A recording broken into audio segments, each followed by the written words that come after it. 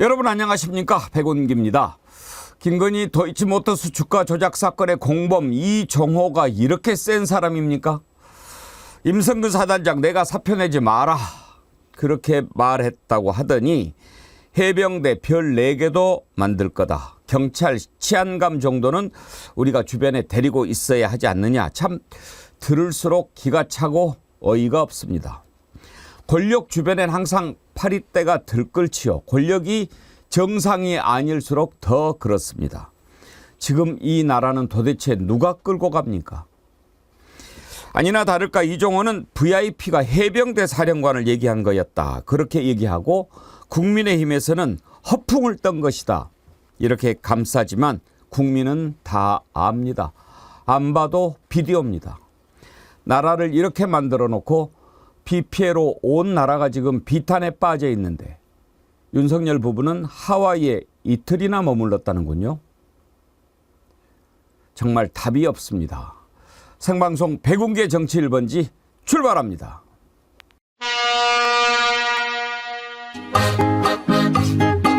가세 탄핵열차여 많은 국민들의 영혼을 담아 정의는 살아있구나 해결하자 이체 양명주 얼씨구 절씨구 백만정어리 지화자 좋구나 백만정어리 탄핵만이 답이로세 대항하지는 못하리로다 백만정어리 백만정어리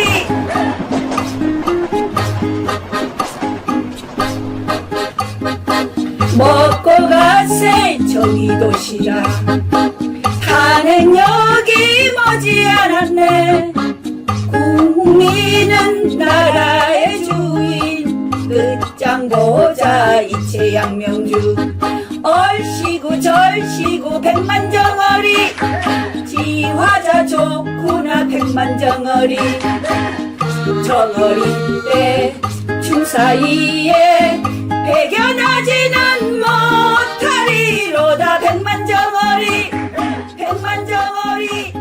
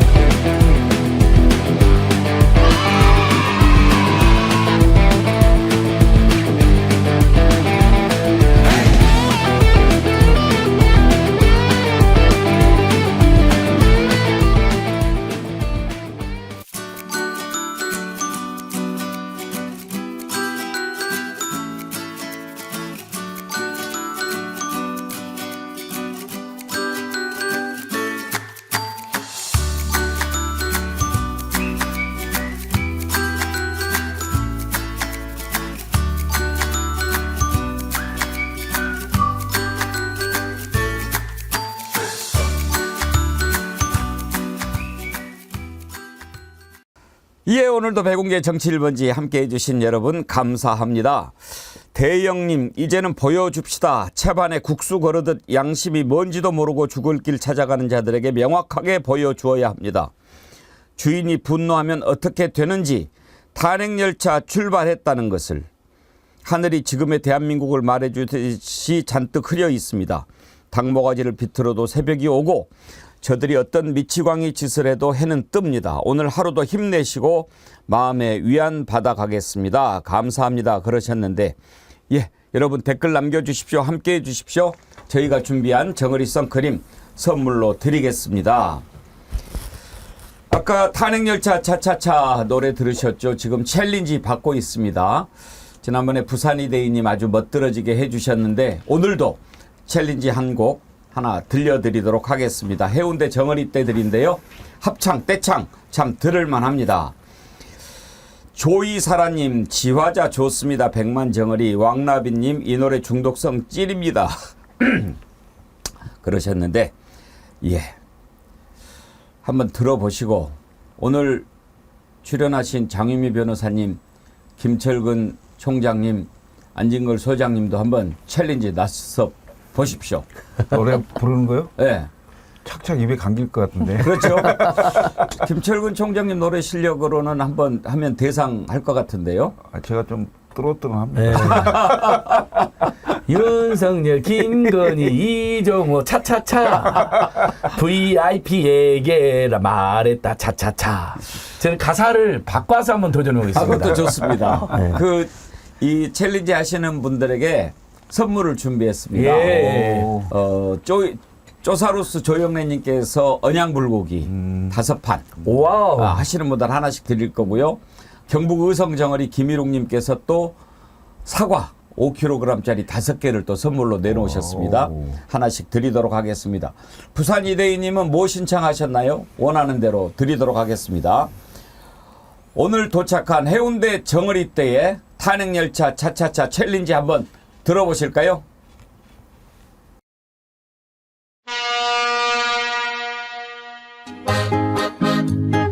가세 탄핵열차에 많은 국민들의 영혼을 담아 정의는 살아있구나 해결하자 일제 양념전 얼씨구 절씨구 백만 덩어리 지화자도 백만 덩어리 다리 많이 다리 곳에 태어나지는 못하리 백만 덩어리 헤이 백만 덩어리 헤이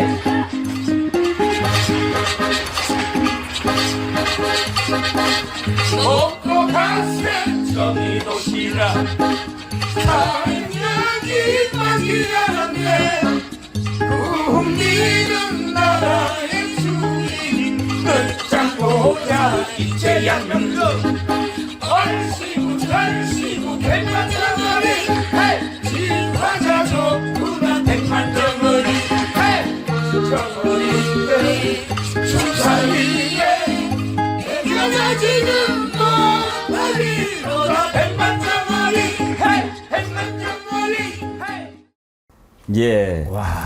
탄핵열차 차차차 챌린지에 동참해주신 해운대 정어리대님들 감사합니다. 신나죠? 장유미 변호사님 네. 명찰이 어이구, 이게 자꾸 돌아가서 제가 예. 주의를 하면서. 차차차가 되네요. 그러네. 거의 24시간 돌아가는. 이정호 김건희 도이치모터스 주가 조작 사건에 이 사람은 공범입니까? 주범입니까? 장유미 변호사님. 1심에서는 그 블랙펄 인베스트먼트를 운영했는데 주가 조작의 거의 주범이란 취지로 설시가 나왔고요. 예. 항소를 해서 지금 항소심 계류 중인데 그 법정에서 본인의 또 처남까지 좀 대동해가지고 주가 조작에 했고 블랙펄 인베스트먼트를 압수수색했을 때는 그 회사의 컴퓨터에서 이른바 김건희 파일이라는 것이 왜냐하면 파일명이 이제 김건희 여사 이름으로 돼 있었으니까요. 나왔고 1심 법원에서 인정된 사실은 일단 김건희 그리고 최은순 그 두 모녀의 계좌가 주가 조작에 활용됐다는 취지는 인정이 됐고요. 다만 그 당시에 대통령실에서는 우리도 피해자란 취지로 활용됐다라고 해서 주가 조작에 가담한 건 아니다라고 선을 그었던 바 있고 어쨌든 이 본인 처남과 관련한 재판에는 본인이 증인으로 출석을 해서 김건희 여사와의 사적인 관계가 있냐라는 질문을 받고 그렇다라고 대답한 사람입니다. 그러니까 이정호가 결국은 김건희 최은순의 자금을 가지고 주가 조작에 참여한 그렇죠. 그런 거 아닙니까? 인정이 된 사실이죠. 그러면 이제 지금 제대로 조사를 안 했으니까 우리가 확실히는 이야기를 못하지만 공범일 가능성이 높은 거 아닙니까? 보통은 최소한 불러서 조사를 하고요. 예. 이른바 쩐주들, 그 주가 조작범들이 자기 돈으로 주가 조작을 한 게 아니라 이제 돈을 모으는데 이른바 쩐주들은 다 조사를 했습니다. 한 사람 예외가 있다면 그게 김건희 여사인 거죠. 전주죠 일종 그렇죠. 이른바. 예, 예. 1심 판결문에 보니까 이종호 씨가 김건희 여사한테 무려 15억을 빌린 거로 나옵니다. 권오수한테 돈을 대달라 그랬는데 빌렸다. 예.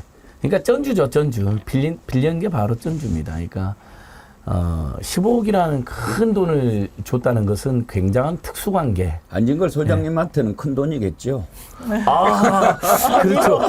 이분들 그 최은순 씨 재산까지 하면 뭐 몇백, 몇천억대라고 하니까요. 확실한 건 땅이 옛날에 미니 신도시급으로 있었던 건 등기부등본으로 확인됐으니까요. 아마 재산이 뭐 수천억? 그래서 종부세와 상속세 폐지에 열을 올린다는 이야기도 있습니다. 본인들이 종부세, 상속세 많이 내야 되니까 그런 이야기도 있더라고요. 그러니까 형사 사건에 지금 이제 처벌을 받고 있잖아요. 그러니까 주가 조작 사건으로 이건 그 나쁜 짓을 같이 한 비밀을 공유한 사이 있죠. 그러니까 누군가가 이 상황에 대해서 불면 크게 다칠 수 있는 그렇죠. 그런 거잖아요. 그럼 약점을 알고 있다는 게 되겠죠. 그러면 상대가 뭔가를 부탁을 해서 안 들어줄 수 없는 그런 관계가 형성돼 있다고 봐야 되겠죠. 그러니까 가장 무서운 관계입니다. 비밀을 공유한 그렇죠, 사이. 그렇죠. 예. 그러니까 그래서 일단, 예. 그래서 이상호란 이 사람이 약간의 허풍기가 있을 수도 있지만 예. 왜냐하면 자기 위상을 과시하는 거거든요. 원래 되게 사기꾼들이 그렇게 예. 하죠. 예. 예. 그래서 이제 주변에 나 VIP한테 얘기할 수 있어. 예. 가만히 있어. 왜 별 4개 달 수도 있는데 왜 그만둬. 내가 얘기해 줄게. 뭐 이런 얘기를 아마 자연스럽게 천연덕스럽게 했을 수 있다. 예. 이렇게 보여요. 예. 근데 완전히 허언이나 허풍이라 보기 어려운 게 굉장히 너무 자연스럽고요. 그 다음에 여러 번 뭐 이야기를 한 결과물을 이야기하는 것 같고요. 그리고 아까 15억을 빌려가지고 23억을 이득을 준 거잖아요. 근데 김건희 천수는 기소도 안 되고 소환도 안 되고 수사도 안 받고 본인들만 기소가 되어갖고 처벌을 받고 심지어는 이 주가조작범들은 손해를 본 거로 나옵니다. 그러니까 같이 이익을 본 게 아니고 그냥 김건희 천수한테 이익을 몰아주고 우리는 손해까지 보고 처벌까지 받고 있어요. 그러면 이 관계는 어떤 관계가 있어요? 김건희 입장에서 너무너무 고맙고 정말 이 사람도 안 챙기면 큰일 날 관계가 되는 거죠. 그래서 지금 많은 언론이 그걸 지금 짚지를 않고 있던데 우리 백운기 TV에서 제가 정확히 한번 짚어봅니다. 자, 이종호와 김건희 관계를 알 수 있는 대목이 대통령 취임식 때 이종호가 지금 초청됐는지는 확인이 안 되고 있어요. 권오수 일가가 초청됐다는 것입니다. 그것도 윤석열, 김건희 부부 앉아있는 바로 뒷자리에. 그래서 그때 당시 한 언론에서 친인척들보다 가까이 앉아있다. 뒷자리면 단상인데요. 아니 그러니까 처음에 단상 말고 맨 처음에 이 청중들 한 복판 예. 가장 VIP들 모였는데 거기에 그 사람이 딱 앉아 있습니다. 그러니까 권오수 일가를 불러들였잖아요. 취임식에 문제가 있는 거 알면서도 그것은 이제 검경에 수사하지 말라는 신호기도 하지만 그만큼 고마운 사람들이라는 거죠. 그때 권오수 씨 빼고 나머지 사람들이 다 초대를 받았습니다. 그 권오수 일가가.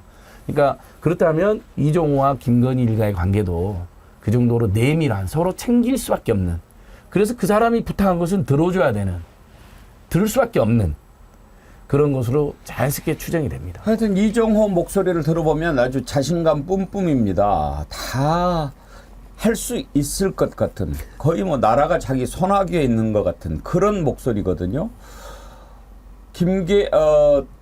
임성근 내가 사표 내지 말라고 했다. 그런 이야기 하지 않았습니까? 그러면서 VIP한테 얘기한다. 그 소리 빵빵 칩니다. 어제 들었던 내용이지만 다시 한번 들어보시죠.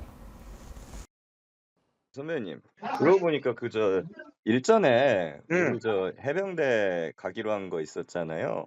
그 사단장 난리 났대요.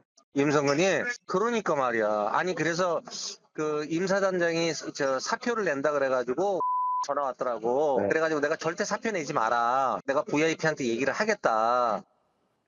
원래 그거 별 3개 달아주려고 했던 거잖아. 그래가지고 그래서 이제 포항에 가서 임성근이 만나기로 했는데 이건 문제가 되니까 이 사표 낸다 그래가지고 내가 못 하겠거든. 그래갖고 가 이제 문자를 보낸 걸 나한테 포딩을 했더라고. 그래서 내가 VIP한테 얘기할 테니까 사표 내지 마라. 왜 그러냐면 요번에 아마 내년쯤에 발표할 거거든. 해병대 별 4개 만들 거거든. 그러니까요. 아니 근데 원래 이게 지금 떠오르는 게 위에서 그럼 지켜주려고 했다는 건가요? VIP 쪽에서? 그렇지. 그런데 이 언론이 을 하네. 지금 오고 가는 얘기를 들어보면은 내가 VIP한테 한번 얘기해볼게 이런 수준이 아니지 않습니까? 상황을 다 꿰뚫고 있습니다. 그리고 정확하게 내용을 파악하면서 VIP 얘기를 하는 거죠. 누가 들어도 그쪽에 선이 닿는구나. 그리고 내용을 이미 다 알고 있구나. 임성근이 지금 물어보는 사람은 임성근 얘기도 하지 않았습니다. 그런데 나 그 해병대 사단장 잘 알아. 그 막 그 자식 말이야. 내가 진작부터 너는 가만히 있어. 별 3개 4개까지 만들어 줄 테니까 이렇게 했다는 것 아닙니까? 자, 그런데 이게 녹취가 공개가 되니까 그 VIP가 도대체 누구냐? 우리가 얼른 생각했을 때 VIP면은 대통령이죠. 되게 이제 대통령을 VIP라고 합니다. 대통령 부인을 FL이라고 하는 건 이번엔 저도 처음 알았네요. 포스트레이드를 FL이라고 쓰는가 보죠. 그런데 VIP가 대통령인지 또 다른 사람인지는 잘 모르겠는데 이게 들통이 나니까 그 VIP는 김규환 사령관이었다 이렇게 얘기를 하는데 이건 참 속아 웃을 일 아닙니까? 그 내용도 한번 들어보시죠. 형님 뭐 VIP하고 연락이 됐나요? VIP한테 뭐 본인들이 VIP라는 언어를 쓰고 그래서 저도 따라서 쓴 것이지. VIP를 누구로 말한 걸로 이해하신 거예요? 사령관이라고 생각하고 있었다고요. 김철근 총장님, 사령관을 VIP라고 합니까? 저 처음 들어보는데요. 예? 그다음에 변호사하고 통화했잖아요. 변호사하고 통화하면서 했던 거기 때문에 일반적으로 대한민국 국민들에게 VIP 그럼 대통령을 뜻하는 거고 그걸 줄여서 뭐 V1, V0, 뭐 V2 이렇게 이제 별칭으로 그 실제 권력자가 누구냐 이렇게 얘기할 때 V0라는 얘기까지 나오는 뭐 그런 걸로 이제 그 변화시켜서 얘기하기도 하는데 보통은 그냥 대통령이죠. 누가 해병대 사령관을 VIP라고 얘기를 합니까? 예?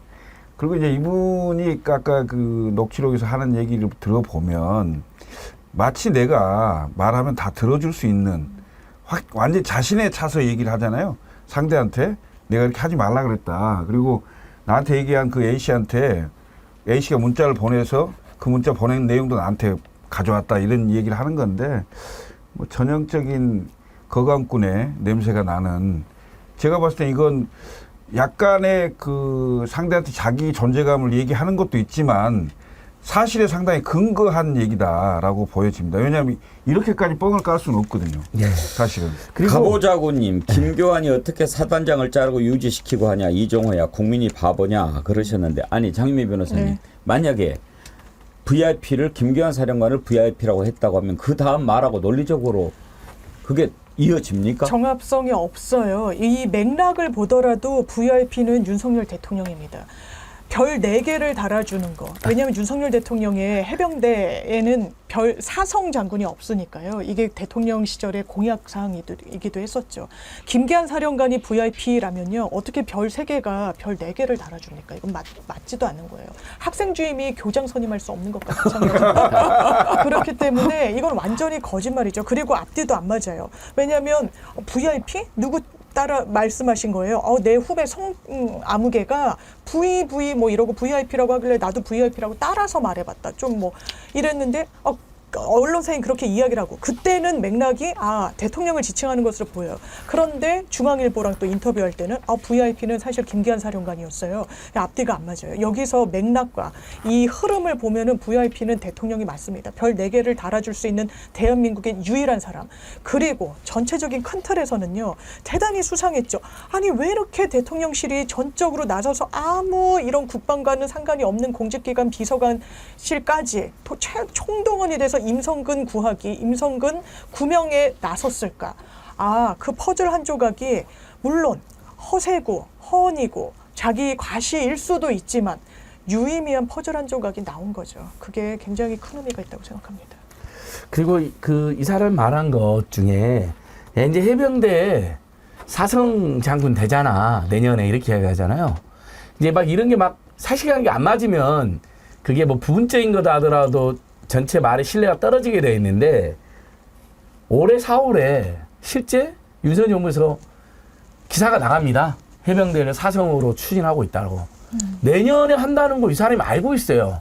공약이긴 하지만 사실 세세히 기억을 사람들이 못 알고 물론 이분들이 이제 해병대 출신들이니까 더 잘할 수 있는데 정확히 내년에 하자라고 하는데 올해 4월에 진짜로 서울경제 단독 보도가 나옵니다. 윤석열 정부 해병대 사성 사령관 추진. 이제 해병대를 졸업하면 합참 차장으로 해갖고 사성을 시킨다는 거예요. 해병대 평가를요. 이런 거로 보면 뭐가 맞아 떨어집니다. 그리고 이 사람이 김건희 여사를 안 지가 결혼 전부터 알았다고도 이야기를 하잖아요. 굉장히 친숙하고 오래된 관계라는 것도 알 수 있죠. 뭐 요즘은 연락 안 했다고 하지만 제가 보기에는 그건 거짓말입니다. 보니까 김건희 여사님 뭐 진중권 씨하고도 57분씩 통화하고 굉장히 만기 무슨 칠라명이요. 통화를 근데 그렇게 오래 한대요. 아니 그리고 무슨 영부인이 무슨 아니, 7시간 시시콜콜한 통화한 것도 나오잖아요. 예, 시사평론가하고 57분을 통화해서 내가 사과하려고 그랬는데 못했다는 그런 얘기. 뭐 합니까 그게? 진중권 씨는 김건희하고 무슨 좀 관계가 있나 봐요. 왜냐하면 그 전에도 그런 얘기를 한 개를 들었는데 CBS의 한판 승부라는 프로그램에 그 김성회 지금 이제 국회의원 같이 나왔잖아요. 근데 김성회 소장이 한번 그런 얘기 하더라고요. 진중권 교수는 뭐 맨날 이렇게 뭐 비판하는 것 같은데 딱 한 명 비판 안 하는 사람이 있다. 그게 김건희다. 그때 그런 지적을 하더라고요. 보면은 뭐 막 대통령도 막 비판하고 그러는 척 이빠른 소리 하는 것 같은데 김건희 얘기는 안 해요. 그래서 그때 그런 얘기를 듣고 뭔가 무슨 관계가 있나 그런 생각을 했는데 무슨 57분씩 통화를 해요. 마르쿠제님, 해병대 사령관이 VIP면 해군 참모총장은 VVIP고 합참의장은 VVVIP고 국방장관은 V4IP고 대통은 VVVVVVVIP냐? 김민선님, 나라가 백화점이냐? 뭔 놈의 VIP가 이렇게 많냐? 거짓말을 해도 그냥 뭐 사실은 그게 아닌데 허세로 이야기한 거다라고 이야기를 해야지. 내가 말한 VIP가 해병대 사령관이었다라고 하면 그 말을 누가 믿겠습니까? 그리고 조금만 생각해 보면 그 별을 김계환 달아주겠다는 게 아니고 임성근 달아주겠다는 건데 그 3개, 4개 되는 걸 김계환 사령관이 좋아하겠습니까? 내 별이 아닌데 이걸 말이라고 합니까? 근데 이제 또 군뿐만 아니라 경찰도 내가 뭐 마음대로 인사할 수 있다. 이런 느낌의 말을 또 했더라고요. 나라가 완전히 자기 손아귀에 있는 거예요. 들어보시죠. 그래서 내가 VIP한테 얘기할 테니까 사표 내지 마라. 왜 그러냐면 요번에 아마 내년쯤에 발표할 거거든. 해병대 별 4개 만들 거거든. 하여간 좀 있어봐. 내가 그것도 하고 오늘 그 도 연락이 와가지고 또 오늘 저녁 때 되면 연락 올 거야. 그게 누구였죠? 서울 치안감.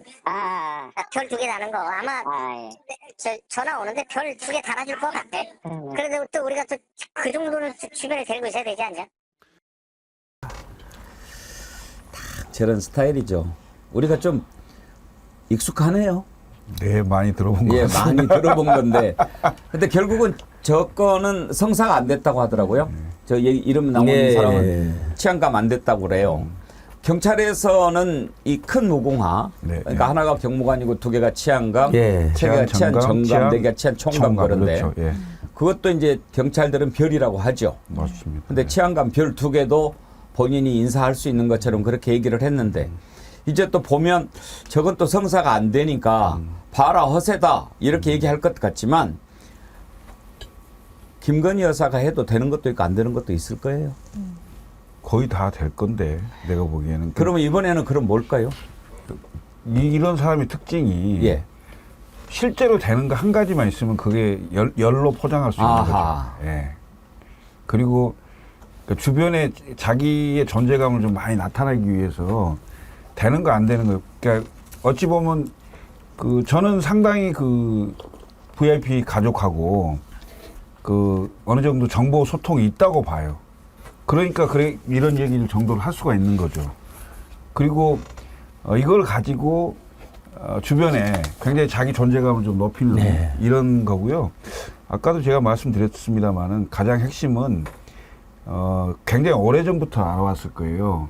그러니까 그 주가조작 사건이 아마 대통령 윤통하고 결혼하기 전에 있었던 일이잖아요. 전부터 시작해서 결혼 후에도 이기가 이제 겹칩니다. 그것도 물어봤는데 내가 결혼하기 전에 알았다고 뭐가 그게 잘못됐냐 또 그렇게 얘기하더라고요. 그때 아주 오래 전부터 알았고 그때부터 이미 비밀을 공유한 사이가 된 거죠.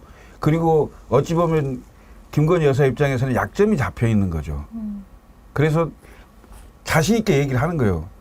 본인은 또 1심에서 그 재판을 받았고 본인의 진술에 따라서 언제든지 상황이 바뀔 수 있잖아요. 그러니까 뭐 큰 건 정도는 내가 뭐 한두 개는 얘기할 수 있다. 이런 자신감이 있는 사람이라고 봐야죠. 그렇지만 그게 좀 부풀려져서 이것저것 뭐 다 얘기하면서 사실은 이제 신뢰성이 좀 떨어지는 사람으로 보일 수는 있겠으나 전혀 사실에 기반하지 않는 건 아니다라는 거죠, 사실은. 그러니까 이제 이런 거죠. 여사랑 특수관계 이야기에서 뭐 임성근 노비도 여사한테 했을 수도 있고, 그 다음에 뭐 윤석열 직접 했을 수도 있고, 근데 이제 호가호의도 하나 발동해가지고 경찰 인사도 슬쩍 개입해봤는데 거기는 이제 여사나 VIP한테 직접 보고 안 돼가지고, 왜냐면 보통 이런 사람들이 너무 많이 또 그 부탁을 하면 안 들어주는 경우가 있고, 그건 안 돼, 너무 심해, 이렇게 대치를 당하는 경우도 있으니까 그건 말 안 해가지고 그건 실패했을 수도 있는 겁니다, 경찰 로비는. 근데 아까 제가 그 권오수 일가 초대했다 그랬잖아요. 앵커님께서 잘 지켜주셨는데 지금 찾아보니까 대통령 분은 단상에 있었던 거 맞고, 맨 앞줄에 예, 윤석열 대통령 아버님이 앉아 있고 그 뒤에 바로 뒷줄에 권오수 일가가 로얄석이죠. 예, 그러니까 제가 그 말씀을 그 정도로 주가 조작범들은 챙긴 겁니다. 이거죠. 두 가지 효과가 그때도 나왔어요. 검경에 수사하지 마 이놈들아. 내가 집고 나면 알아서 길 거자라 그랬잖아요. 그 표현했잖아요. 그 표시 하나. 두 번째, 우리한테 23억이나 이득을 주고 그동안 우리를 맨날 챙겨주고 이분이 도이치모터스 이사까지 지낸 사람 아닙니까, 김건희가. 그런 내노라는 자동차 회사에 이사 명함도 주고 너무너무 고마운 사람들이랑 표시를 딱 해준 거예요. 근데 이종호는 얼마나 챙겼겠습니까? 결혼 전부터 알았는데 15억을 맡길 정도인데. 이종호가 나 그래 옛날부터 알았다. 뭐가 잘못됐냐라는 부분도 있습니다. 한번 들어보시죠. 뭐 그분이 결혼하기 전에 알았던 게 뭐가 잘못된 건가요? 근데 저는 그쪽하고는 연락도 하지 않고. 연락도 하지 않으면서 VIP 얘기를 합니다. 보수형님 TV께서 VIP가 해병대 사령관이라면 언양 불고기가 웃을 일이다. 이준석 개혁신당 대표가 아니죠. 개혁신당 의원 VIP면 대통령이지 그렇게 얘기하던데 한번 들어보시죠. 이종호 대표 위치가 예사롭지 않아 보이는 거죠. 사실 도이치모터스 건으로 엮여가지고 그렇게 고생을 좀 했으면은 멀리 하는 게 사실 답이거든요. 그런데 이런 식으로 이름이 나온다는 자체가 좀 이종호 대표와 여사 또 우리 대통령 어떤 관계인지 좀 의심이 갑니다. 여기서 말하는 VIP는 누구라고 추정하고 있어요? 뭐 사실 부부가 지금 동체인 것 같으니까 큰 의미는 없습니다. 그런데 저는 그래요? 지금 상황에서 대통령이라 봐야죠. VIP를 우리가 우스갯소리로 뭐 여사님이 뭐 국정에 관심이 많으시다 해가지고 V1, V0, V2 뭐 이런 얘기 하지만은 일반적으로 VIP 그럼 대통령이죠. 그러면 이모 씨라는 사람이 대통령에게 저 임성근 전 사단장의 구명 활동을 했을 수도 있다 이렇게 보고 있는 거예요? 전 그렇게 보고 있고요.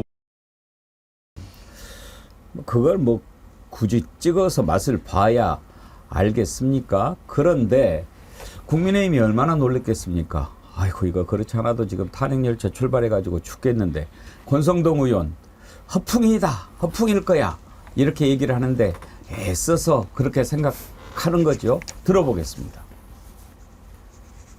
글쎄 제가 보기에 이종호란 그 분이 대통령 부부에게 접근할 이치에 있지도 않고요. 그다음에 또 본인 자체가 그런 자기는 구명 운동을 한 적이 없다라고 부인하지 않았습니까? 중앙일보 그 인터뷰에 보면은. 부인하고 있습니다. 부인하고 있으니까 이건 저는 뭐 해프닝이 아닌가 이렇게 생각을 하고 있고. 또 이종호라는 분이 좀 허풍을 떤 것이 아닌가 저는 그렇게 보고 있습니다. 아, 그래요? 의원님, 이거 얼마 전에 의원님께서 정원유착 의혹 제기하셨잖아요. 아, 그러니까. 그러니까 그 박정훈 대령의 변호인이 이 사건을 제보를 했지 않습니까? 근데 JTBC가 그 제보자가 누군지 알고 있음에도 불구하고 그 제보자의 신원을 감추고 마치 박정훈 대령과 관계가 없는 제3자인 것처럼 위장해서 보도한 거 아니에요. 그러니까 그거는 뭐 보도 윤리에도 어긋나는 것이고 그다음에 떳떳하면은 자기 신분을 밝혀야죠. 박정훈 대령 변호인도. 그런데 그것도 숨겼어요. 자신이 없다는 얘기죠. 글쎄요. 근데 장유미 변호사님. 본인이 아니라고 그러니까 아니다. 지금 이런 논리잖아요. 그렇죠. 그러면은 권성동 의원도 검사 출신 아니에요? 검사 출신. 그럼 본인이 아니라고 그랬으면 그때 다 풀어줘야지. 본인이 아니라고 그러면 정말 무죄방면한다는 건데 그럼 말도 되지 않고요. 기시감이 들어서 그런 거예요. 최재형 목사. 명품백 들고 가서 인사청탁하고 통일TV 재송출 문제 논의하고 밑에서 참모들이 움직이는 걸 뭐 폭로했죠. 그리고 임성근 사단장, 왜 이렇게 무리를 하냐. 이거 지금 순리대로 그냥 인지통보서에 뭐 8명을 입건하든 9명을 입건하든 임성근 사단장 넣어서 경찰이 보고 뭐 문제 없다고 하면 빼면 그냥 되는 거예요. 왜 이런 무리수를 뒀느냐. 이른바 VIP 경로설. 그리고 저는 이준석 대표, 그러니까 의원 이야기를 들으니까 이 VIP가 윤석열 대통령이 아닌가? 김건희 여사를 얘기했나? 이런 생각도 또 한편으론 드는 거예요. 왜냐하면 이종호 씨는 김건희 여사와 연결고리가 있죠. 왜냐하면 결혼 전부터 알았던 사이고 대통령과는 직접적인 연결고리는 또 없어 보이니까요. 이게 지금 이런 게 국정농단 아닌가요? 이런 게 지금 대한민국의 현실인지 여쭤보고 싶은 거예요. 국민의힘 의원이라면요, 이거 엄중하게 생각하셔야 될 겁니다. 항상 하는 게 메시지에 대해서 반론할 그런 논리가 없으면 메신저를 엄청나게 공격하죠. 공익제보자가 맞냐? 이 정부가 지금 그러고 있죠. 방심위에 대해서도 공익제보자에 대해서는 경찰로 이첩을 하고 방심위 사건에 대해서는 다시 방심위를 돌려보내고 국가권익위가요. 이런 거 좋지 않습니다. 지금 왜 많은 분들이 이 정부에 대해서 실망하고 탄핵까지 이야기를 하시겠습니까? 지금이라도 정신을 차리셔야 되지 않을까요? 그러니까 그 대통령 부부한테 접근할 위치에 있지 않다. 이렇게 권성동 의원이 얘기를 했잖아요. 그럼 대통령 지금까지 우리 국민들에게 밝혀진 대통령에게 또는 대통령 김건희 여사에게 전화를 했거나 만났거나 카톡을 했거나 이렇게 해서 생생하게 국민들한테 드러난 사람들이 얼마나 많아요. 일단 극우 유튜버들이 있고요. 그다음에 녹취록에 나왔을 때 뭐 대통령 선거 때 어떻게 했다라는 기자 7시간 녹취록도 있고 그다음에 대통령 당선인에게 자기 자리 부탁하는 그 녹취록도 나와 있잖아요. 그런 거 있죠. 그럼 최근에는 영상까지 나왔잖아요. 최재형 목사 가는 거. 그다음에 카톡에 명품백 찍어서 약속 장소 잡고 약속 시간 잡고. 아니 그분들은 다 대통령을 만날 위치에 있는 사람들인가요? 예? 근데 이분은 대통령하고 결혼하기 전부터 김건희 여사를 알던 사람이라는데 왜 접근할 수 있는 위치에 있지 않다라고 이렇게 단정을 하는 건가요? 예? 제가 보기에는 상당히 그 소통이 있는 관계로 보여져요. 그렇지 않으면 지금 아까 얘기했던 해병대 그 사령관 별 4개 만든다라는 시점이나 이런 것도 대체로 정확하거든요. 이게 대통령 공약이긴 했지만 그런 얘기들을 물론 해병대 출신이기 때문에 거기에도 관심이 더 있는지는 모르겠으나 어느 정도 소통은 있었던 걸로 보여진다는 거죠. 사실은. 권성동 의원이 지금 이른바 실드를 친다 그러는데 치더라도 좀 납득이 되도록 쳤으면 좋겠어요. 대통령 부부에게 접근하고 같이 소통하고 있는 많은 분들이 일반적 국민적 시각으로 봤을 때 그렇게 격이 높은 분들이 아니에요. 아니 오히려 멀리해야 될 분들을 막 본인이 다 챙기고 만나고 극우 유튜브한테 직접 전화하고 저는 진중권 씨한테 전화해서 57분을 그것도 주요 국정 정무 현안을 논의한 거 아닙니까? 시시걸렁한 시사평론 한 번 하고. 근데 저는 계속 이거 아주 강력한 이야기를 하는데 이 주가 조작에서 그 공범 주범이 권오수, 이종호, 이정필 이 3사람입니다. 그리고 이종호는 자기 처남까지인가도 동원을 해요. 그럼 김건희 입장에서는 김건희 최우수 입장에서는 제일 고마운 사람이에요. 그래서 제가 이 사람이 어디 침식에 초대됐는지도 우리가 다 알아보자는 거예요. 권오수 아들하고 동생인가를 윤기중 아버님 바로 뒷자리에 앉혀놓을 정도의 친분인데 그러면 주가 조작의 원투쓰리인데 이정필하고 이종호하고도 어떤 식으로 친분이 아주 깊었을 거라고 추정하는 게 합리적이라는 거죠. 결혼 전부터 알았으니까 결혼 전부터 윤석열 대통령 부부랑 둘이 사귈 때 같이 만났을 수도 있는 거 아닙니까? 왜냐하면 같이 뭔가를 그 투자 막 하고 그러면 어울리거든요. 만나고 막 술도 한잔 먹고 회의도 하고 몇십억을 지금 빌려줬다잖아요. 그러면 이건 굉장히 내밀한 관계로 봐야 됩니다. 이자영님이요. 제발 윤통이랑 김건희랑 안 보게 해주세요 하면서 슈퍼챗 보내셨는데요. 이거 슈퍼챗을 아무리 많이 보내셔도 제가 어떻게 할 수는 없고요. 그 마음 충분히 이해합니다. 감사드리고요. 그리고 중간에 잠깐 말씀을 드리겠는데 백운기 아이디로 댓글을 남기는 분이 계십니다. LI 핑계 성도앙 그러셨는데 부탁드리겠습니다. 저하고 저도 지금 아이디를 백운기로 해서 아침에 댓글 인사를 올리는데 지금 댓글 올리신 백운기님 제 이름을 그대로 쓰시면 다른 분들이 좀 헷갈릴 수 있으니까 뭐 다른 걸로 좀 바꿔주세요. 제가 백운기 먼저 썼으니까 뭐 백운기 좋아, 백운기 멋쟁이 뭐 이런 거 있지 않습니까? 예, 백운기 아바타. 백운기님, 뭐 백운기 2까지는 좋습니다. 예. 뭐 이렇게 좀 바꿔주시면 고맙겠습니다. 그 전에도 몇 차례 제 이름으로 하셔서 바꿔주실 줄 알았는데 안 바꾸셔서 제가 정중히 부탁드립니다. 꼭 좀 부탁드리겠습니다. 우리가 박근혜 때도 이런 일을 겪었지요. 권력을 이렇게 등에 업고 호가호위하면서 국정농단하고 그랬던 사람들 다 벌받고 그러지 않았습니까? 다 드러날 거라고 생각합니다. 박찬대 민주당 대표 이제 사건의 몸통이 대통령 부부라는 자백이다 이렇게 진단합니다. 들어보시죠. 해병대원 사건의 결정적 실마리가 드러났습니다. 절대 사표내지 마라. 내가 VIP한테 이야기를 하겠다. 도이치모터스 주가 조작 사건 공범이 임성근 전 사단장은 구명에 관여한 정황이 담긴 통화 녹취록이 언론 보도를 통해 공개됐습니다. 이 공범은 김건희 여사가 연루됐다는 의혹을 받고 있는 도이치모터스 주가 조작 사건의 핵심 당사자입니다. 보도가 사실이라면 주가 조작 공범이 구명 로비의 창구로 삼았을 대상이 김건희 여사일 것이라는 점은 삼척동자도 알 일이 아닙니까? 사건의 몸통이 윤석열 대통령 부부라는 자백이자 스모킹 건입니다. 대통령이 임성근 한 명 구하기 위해 물불 가리지 않고 진상규명을 방해했던 이유가 명확해졌습니다. 도둑이 제발 저리니까 국민의 명령을 정면으로 거스르면서 거부권을 연거푸 2차례나 행사한 것 아닙니까? 그런데 김준근 총장님한테 물어볼까요? 지금 이렇게 나라가 이렇게 엉망인데 이제 나토 간다고 가는 건 좋아요. 대체로 대통령이 해외 순방 갈 때 특히 미국 갈 때는 좀 머니까 옛날에는 알라스카를 경유해서 가기도 하고 하와이 근데 대체로 보면 갈 때는 그냥 가고 올 때 이제 시차 조절 때문에 잠깐 경유를 해서 오기는 하는데 딱 하루 정도 시차 조절용으로 쉬었어요. 이번에는 아예 가는 길에 나라가 이렇게 물난리가 나고 그러는데 하와이에 이틀씩이나 가 있더라고요.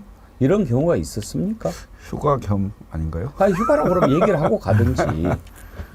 휴가도 반납하고 휴가를 줄여서 하와이에 이틀 있고 미국에 회의 갔다라고 하면 이해가 돼요. 휴가는 휴가대로 가서 그렇게 하고 하와이를 들렀다 가는데 미국 가서 시차 조절할 겁니까? 국민이 보기엔 납득이 좀 안 되죠. 안 되고 특히 이제 해외 순방을 나가면서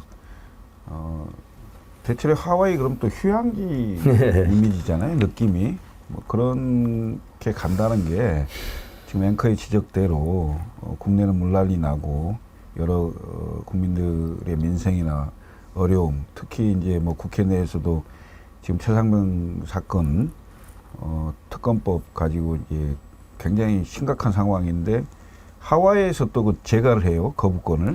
뭐 이렇게 하는 게 과연 대통령이 하는 모든 행위는 정치 행위고 통치인데 이게 국민들에게 과연 설득력이 있냐라는 건데 저는 화만 더 불러일으키는 이런 행위로 계속 화를 쌓게 하는 그런 행위로밖에 보이지 않는다 이렇게 생각이 듭니다. 예. 그러니까 이렇게 그 대통령 부부가 하는 걸 보면 국민들의 눈높이는 애당초 우리가 기대도 하지 않지만 어떤 기본적인 인간적인 예의조차도 없다 그런 생각이 들지 않습니까? 왜냐하면 거부권 행사하는 것도요. 정말 국민들한테 이야기를 하려면 국무회의에 뭐 참석은 못했지만 돌아와서라도 어떤 이유인지 이야기를 해야죠.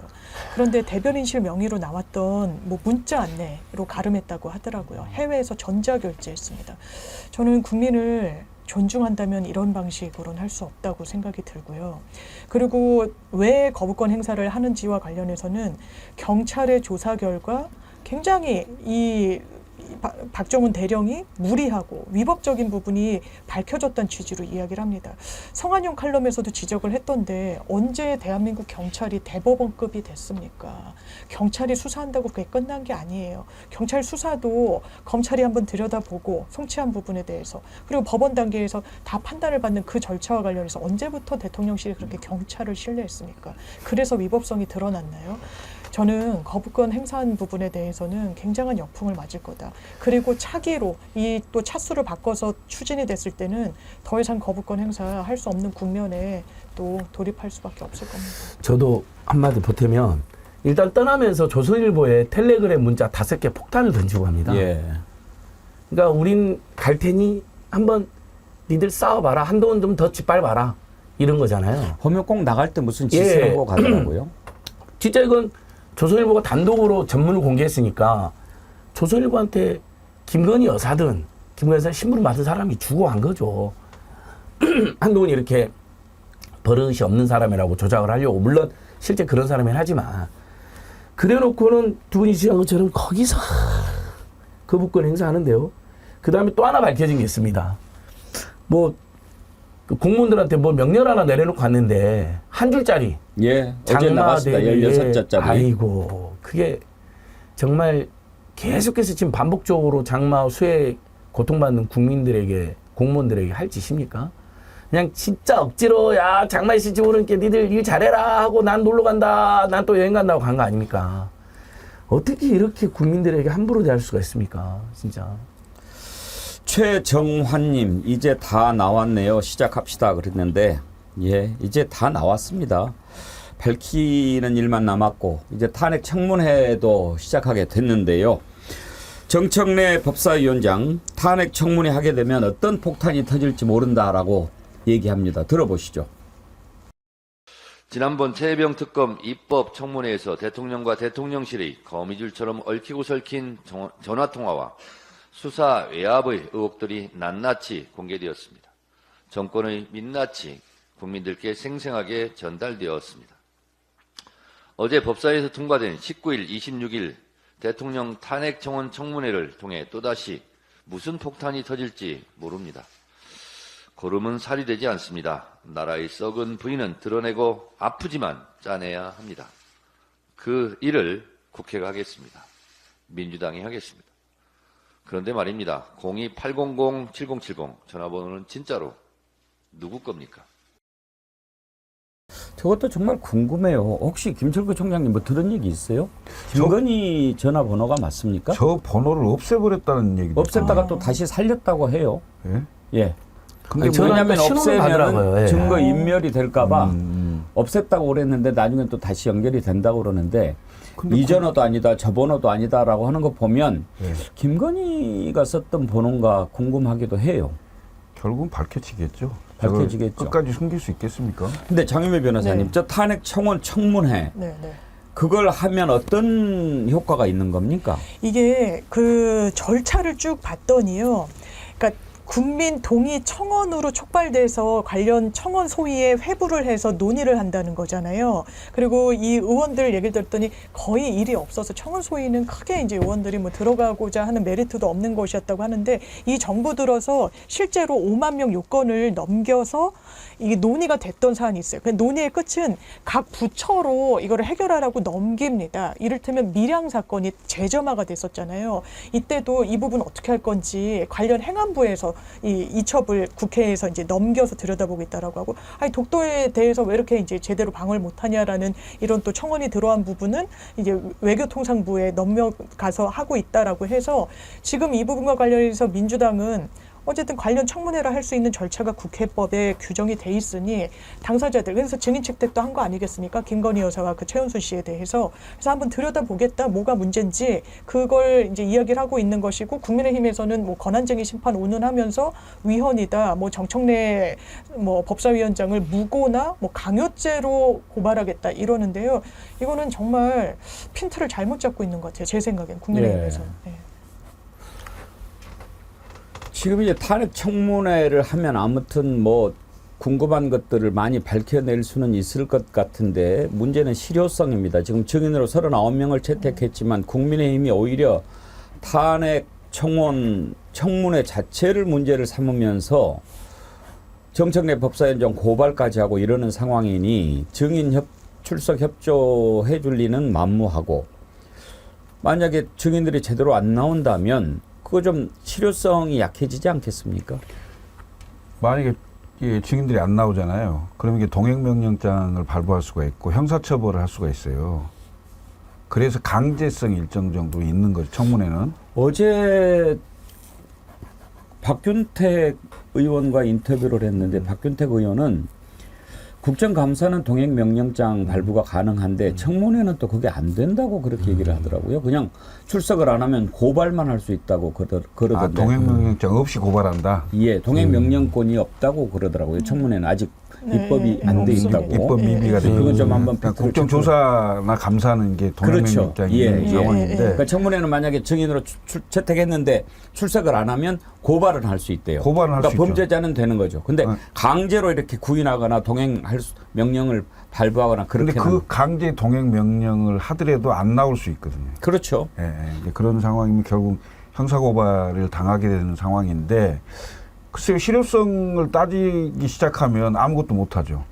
근데 저는 지금 국민의힘이 얘기하는 권한쟁의 심판 청구, 뭐 할 수 있는 건 다 하겠죠. 헌법재판소에 보낼 건데 권한쟁의 심판 청구가 안 될 거예요. 위헌도 아니고. 왜냐하면 이게 국회법이 다 정해져 있는 절차에 따라서 하는 거기 때문에 국회의 중요한 의사결정의 핵심은 다수결이거든요. 그 다수결에 따라서 그 해당 상임위에서 결정을 했기 때문에 이건 진행될 수밖에 없는 거고요. 저는 오히려 지난번 최혜병 그 입법청문회 했을 때처럼 국민의힘 의원들이 안 나와 가지고 오히려 한쪽으로 일방적으로 질문하고 그런 상황이 생기면 훨씬 사태는 더 악화될 거라고 보이는데. 네. 맞습니다. 네, 그런 상황이기 때문에 오히려 국민의힘에서도 이 국회법 절차에 따른 이 청문회에 적극적으로 임해서 본인들의 논리나 본인들이 하고 싶은 얘기들을 국민들에게 설득력 있게 얘기하는 게 더 중요하죠. 네. 맞습니다. 이게 권한쟁의 청구라든 형사 고소라든 다 기각되고 무고죠, 무고.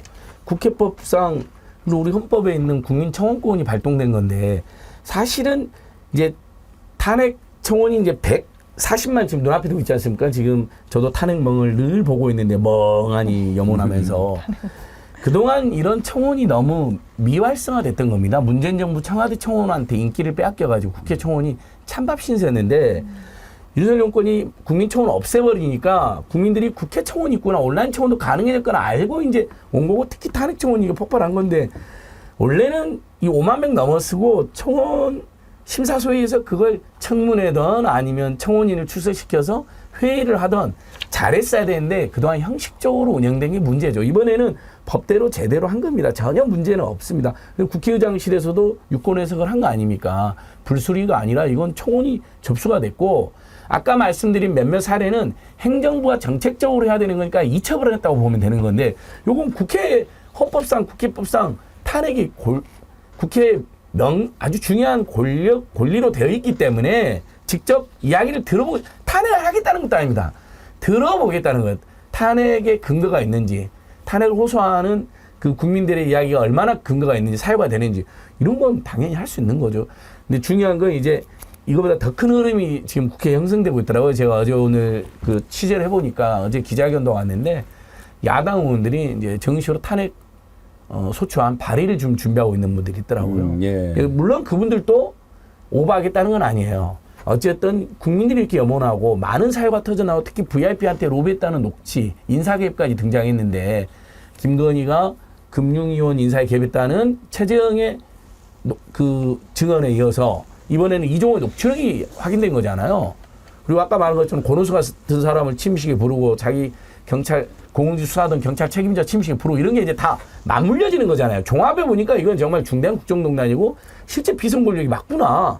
그러면 국민의 그 국회의원들이 이건 박근혜 처신으로 더하다 하고 탄핵 소추안을 발의할 수 있는 거죠. 근데 발의하고 통과되는 데는 몇 달이 걸리겠지만 국민들은 뭐 이미 이제 심리적으로 탄핵 상태니까 탄핵안 발의하는 것은 당연한 거지만 발의만 하면 뭐 합니까? 통과하고 그렇죠. 헌재에서 파면을 해야 되는데 그러기 위해서는 확실한 헌법과 법률 위반 행위를 잡아내야 되는데 그러기 위해서 이제 가장 필요한 게 특검 아니겠습니까? 그런데 국민의힘에서 탄핵 청문회 반대한다고 하더라도 그 논리를 이러이러한 이유로 좀 부당하다 이렇게 얘기를 해야지. 그거를 또 북한 지령 뭐 이렇게 얘기를 합니다. 이건 좀 너무 억지가 심한 것 아닌가요?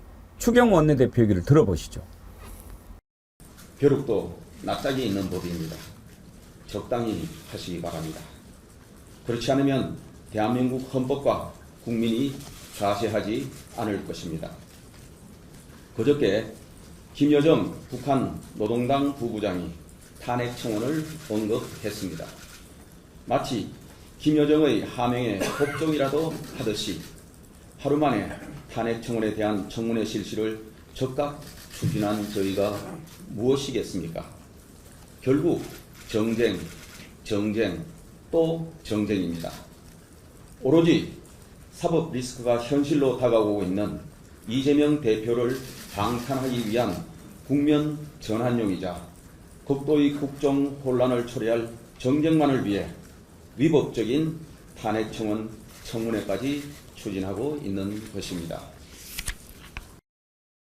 장윤배 변호사님, 뜬금없이 김여정이 왜 나옵니까? 그러니까 논리가 허약하니까요. 이야기할 게 없으니까 무리수를 두는 것으로 보입니다. 아니 김여정이 시킨다고 탄핵 청문회 합니까? 그러니까 북한이 언급했다고 합니까? 그럼 130만 명 탄핵에 동의한 국민들이 북한 지령받고 그렇게 했나요? 이런 인식 좋지 않습니다. 제가 추경호 원내대표가 한 말 그대로 돌려드릴게요. 국민과 헌법을 무시하지 마세요. 그러면 안 됩니다.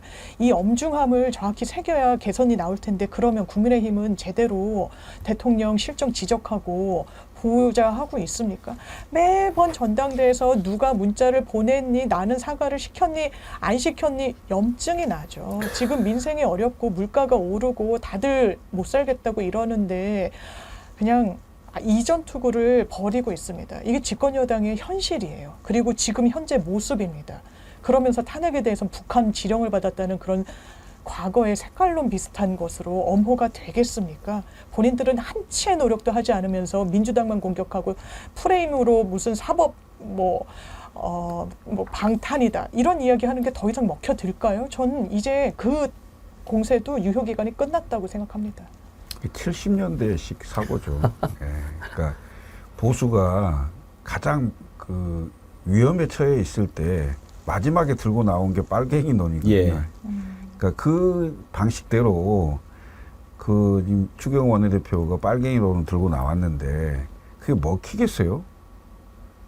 더군다나 20, 30대 청년들은 웃어버릴 겁니다, 아마. 예? 먹히질 않아요. 이걸로 절대 방어가 안 되는 거거든요. 근데 그걸 이런 얘기를 한다는 것 자체가 너무 한심한 거죠. 그러니까 솔직하지 못한 거죠. 예. 예, 저는 그 국민의힘 의원들이 보다 좀 솔직해질 필요가 있고 할 말이 없으면 할 말이 없다고 얘기를 하세요. 차라리. 그러게요. 예? 그 무슨 빨갱이 얘기를 합니까? 그렇죠. 예. 정말 너무나 한심합니다. 그럼 저희들이 그냥 추경호 원내대표님 일본 기시다가 시켰습니까? 윤석열 지키라고? 탄핵을 빨갱이로 뭐라 하라고? 이렇게 하면 좋습니까? 사실 아무리 싫어도 저희들도 그런 논리는 안 쓰거든요. 자, 아무튼 저는 뭐 북한이 자꾸 우리 국민들이 하는 거 이래라 이렇게 저렇게 이야기하는 거 저도 마음에 안 들고 하지 마세요. 도움 안 돼요. 이야기도 하고 싶어요. 그런데 추경호 성일종은 논리가 북한 논리래요. 탄핵 청구 논리요. 그렇게 말하면 극우 유튜브들 요즘 또 무슨 음모론 버티는지 아세요? 중국인이 97% 했대요. 청문을요? 예, 아니 똑같은 하늘에 우리 사랑하는 대한민국에 살면서 탄핵 찬반 있을 수 있고 민생회복지원금 25만 원 되네 안 되네 뭐 지금 국회 예. 탄핵 청원하려면 본인 인증해야 되잖아요. 예, 너무나 까다로운 절차를 거치는데. 근데 뭔 중국인이 해요? 그러니까 뭐 그냥 거짓말 막 치는 거죠. 그다음에 뭐 25만 원이 뭐 작다 많다 모두에게 줄 거냐 어려운 계층만 줄 거냐 이런 논쟁은 건전한 논쟁이잖아. 근데 야 10억 100억 달라 그래라고 이렇게 국민을 조롱하는 자나 김여정이 시켰냐라고 하는 사람이나 이게 너무 슬픕니다. 최혜병 특검을 이제 지금 재의결 앞두고 있는데 언제 할지 모르겠습니다만 현재 상황으로 봤을 때는 국민의힘에서 안철수 의원 빼고는 다시 찬성을 할 의원이 그렇게 있어 보이지 않습니다. 그러면 지금 상황으로 가면 또 다시 폐기될 가능성이 높은데 만약에 이번에 재의결을 통과하지 못한다면 이번에는 윤석열 특검법을 발의할 것이다 라고 조국 신당에서 얘기를 합니다. 들어보시죠. 공수처 수사의 최근 보도에 따르면 도이치모터스의 공범은 자신이 임성근을 구명했다라고 주변에 자랑했다고 합니다. 이렇듯 진실을 조롱하는 자들이 판치고 있는 동안 원칙대로 수사한 사람은 기소되어 재판을 받고 있습니다. 더는 묵과할 수 없습니다. 조국 혁신당은 강경하게 대응하겠습니다. 순직해병 특검법에 국회 재의결을 위해 총력을 기울이겠습니다. 재의결 실패 시 대통령 윤석열을 수사 대상으로 하는 대통령 윤석열의 외압 방해 및 외압 진상규명을 위한 특검법을 발의하겠습니다. 윤 대통령이 수사방해, 수사 외압의 몸통입니다. 구명 로비의 주요 창구였다는 정황이 드러난 김건희 여사도 수사 대상이 될 것입니다. 이제 저렇게 밀어붙이는데 그래도 한번 좀 짚어봅시다. 김철근 총장님 보시기에 지금 이제 국민의힘이 난장판으로 싸우고 있지 않습니까? 전당대회에 놓고 지금 이제 그쪽에도 좀 계셨으니까 움직이는 것을 봤을 때 이게 나중에 그냥 다 끝나고 나면 저절로 봉합이 될 것 같습니까? 아니면 너무 골이 깊어가지고 좀 찢어지고 그래서 그 뒤에 재의결을 한다면 일부 이탈표도 나올 가능성 어떻게 보십니까? 저는 전략적으로 선택한다면 제가 민주당 수뇌부라면 전당대회 이후로 하겠어요. 재의결을요? 네. 23일 이후로.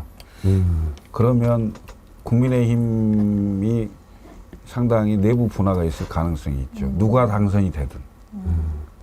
일단 현역 의원 17명의 명단이 나와 있는데 그게 한동훈 그러니까 친한파라고 해서 나와 있고요.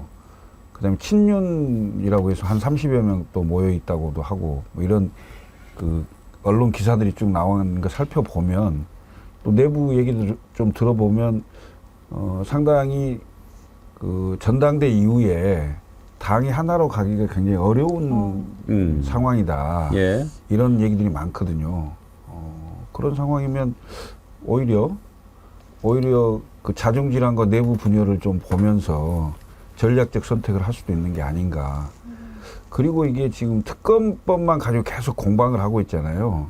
근데 제가 이제 말씀을 이전에도 한번 드렸었는데 이게 좀 투 트랙으로 좀 가볼 필요가 있다. 네. 그러니까 국정조사를 빨리 좀 발동을 해서 국정조사를 통해서 이게 대부분 연루되어 있는 분들이 공무원들이기 때문에 출석을 안 할 수는 없을 거예요. 아까 얘기했듯이 이제 국정조사는 그 조사에 관한 법률에 따라서 동행명령을 할 수 있게 돼 있고 그래서 상당히 강제돼 있고 그다음에 자료 요구를 상당히 많이 할 수 있어요. 관련된 분들이 대부분 그 공무원이기 때문에 정부를 상대로 또는 대통령실을 상대로 그 자료 요구를 할 수가 있잖아요. 뭐 이런 것들을 봐서 적절한 시점에 늦지 않게 저는 특검이 통과될 수도 있고 부결될 수도 있거든요. 그런 상황을 봐서 이 상황을 조금 더 국민들에게 많이 알릴 수 있는 통로는 국정조사거든요. 이 국정조사를 좀 추진하는 걸 심도 있게 고민을 해봐야 되는 게 아닌가 이런 생각이 좀 들어요. 그러니까 물론 특검의 매진을 너무 세게 하고 있긴 하지만 이 파고를 높여야 되잖아요. 국민들이 보다 더 많이 알 수 있는 거의 확정적인 그 사람들의 입으로 확정적인 얘기를 좀 들을 수 있도록 하려면 국정조사가 필요하지 않나 이런 생각을. 예, 실제 그 민주당의 내건 현수막이랑 발표자를 보니까 이 특검 사국조라고 해가지고요. 이제 해병대 최상병 특검, 김건희 특검, 그다음에 사국조가 최상병 사건, 양평고속도로 방송장 유전개발 석유수출 의혹이거든요. 그러니까 사실 저번에 법사위에서 최상병 특검법을 위한 입법 청문회에서 사람들이 그냥 큰 기대 안 하고 긴가민가 봤는데 단 하루에 청문회만 해도 많은 게 쏟아 나왔거든요. 그래서 맞습니다. 그러니까 특검은 올인하되 이번 토요일 날 법무부인대회도 하니까요. 뭐 오프라인 집회도 하고 온라인에서 탄핵 사이트 갖고 최대한 뭐 150만 명 돌파도 하고 하시되 저도 야당이 국조 중에서 양평고속도로 방송장 유전개발 해병대 특검인데 지금 최상병 국조를 빨리 하는 게 병행하는 게 좋습니다. 아니면 뭐 2차 청문회도 되거든요.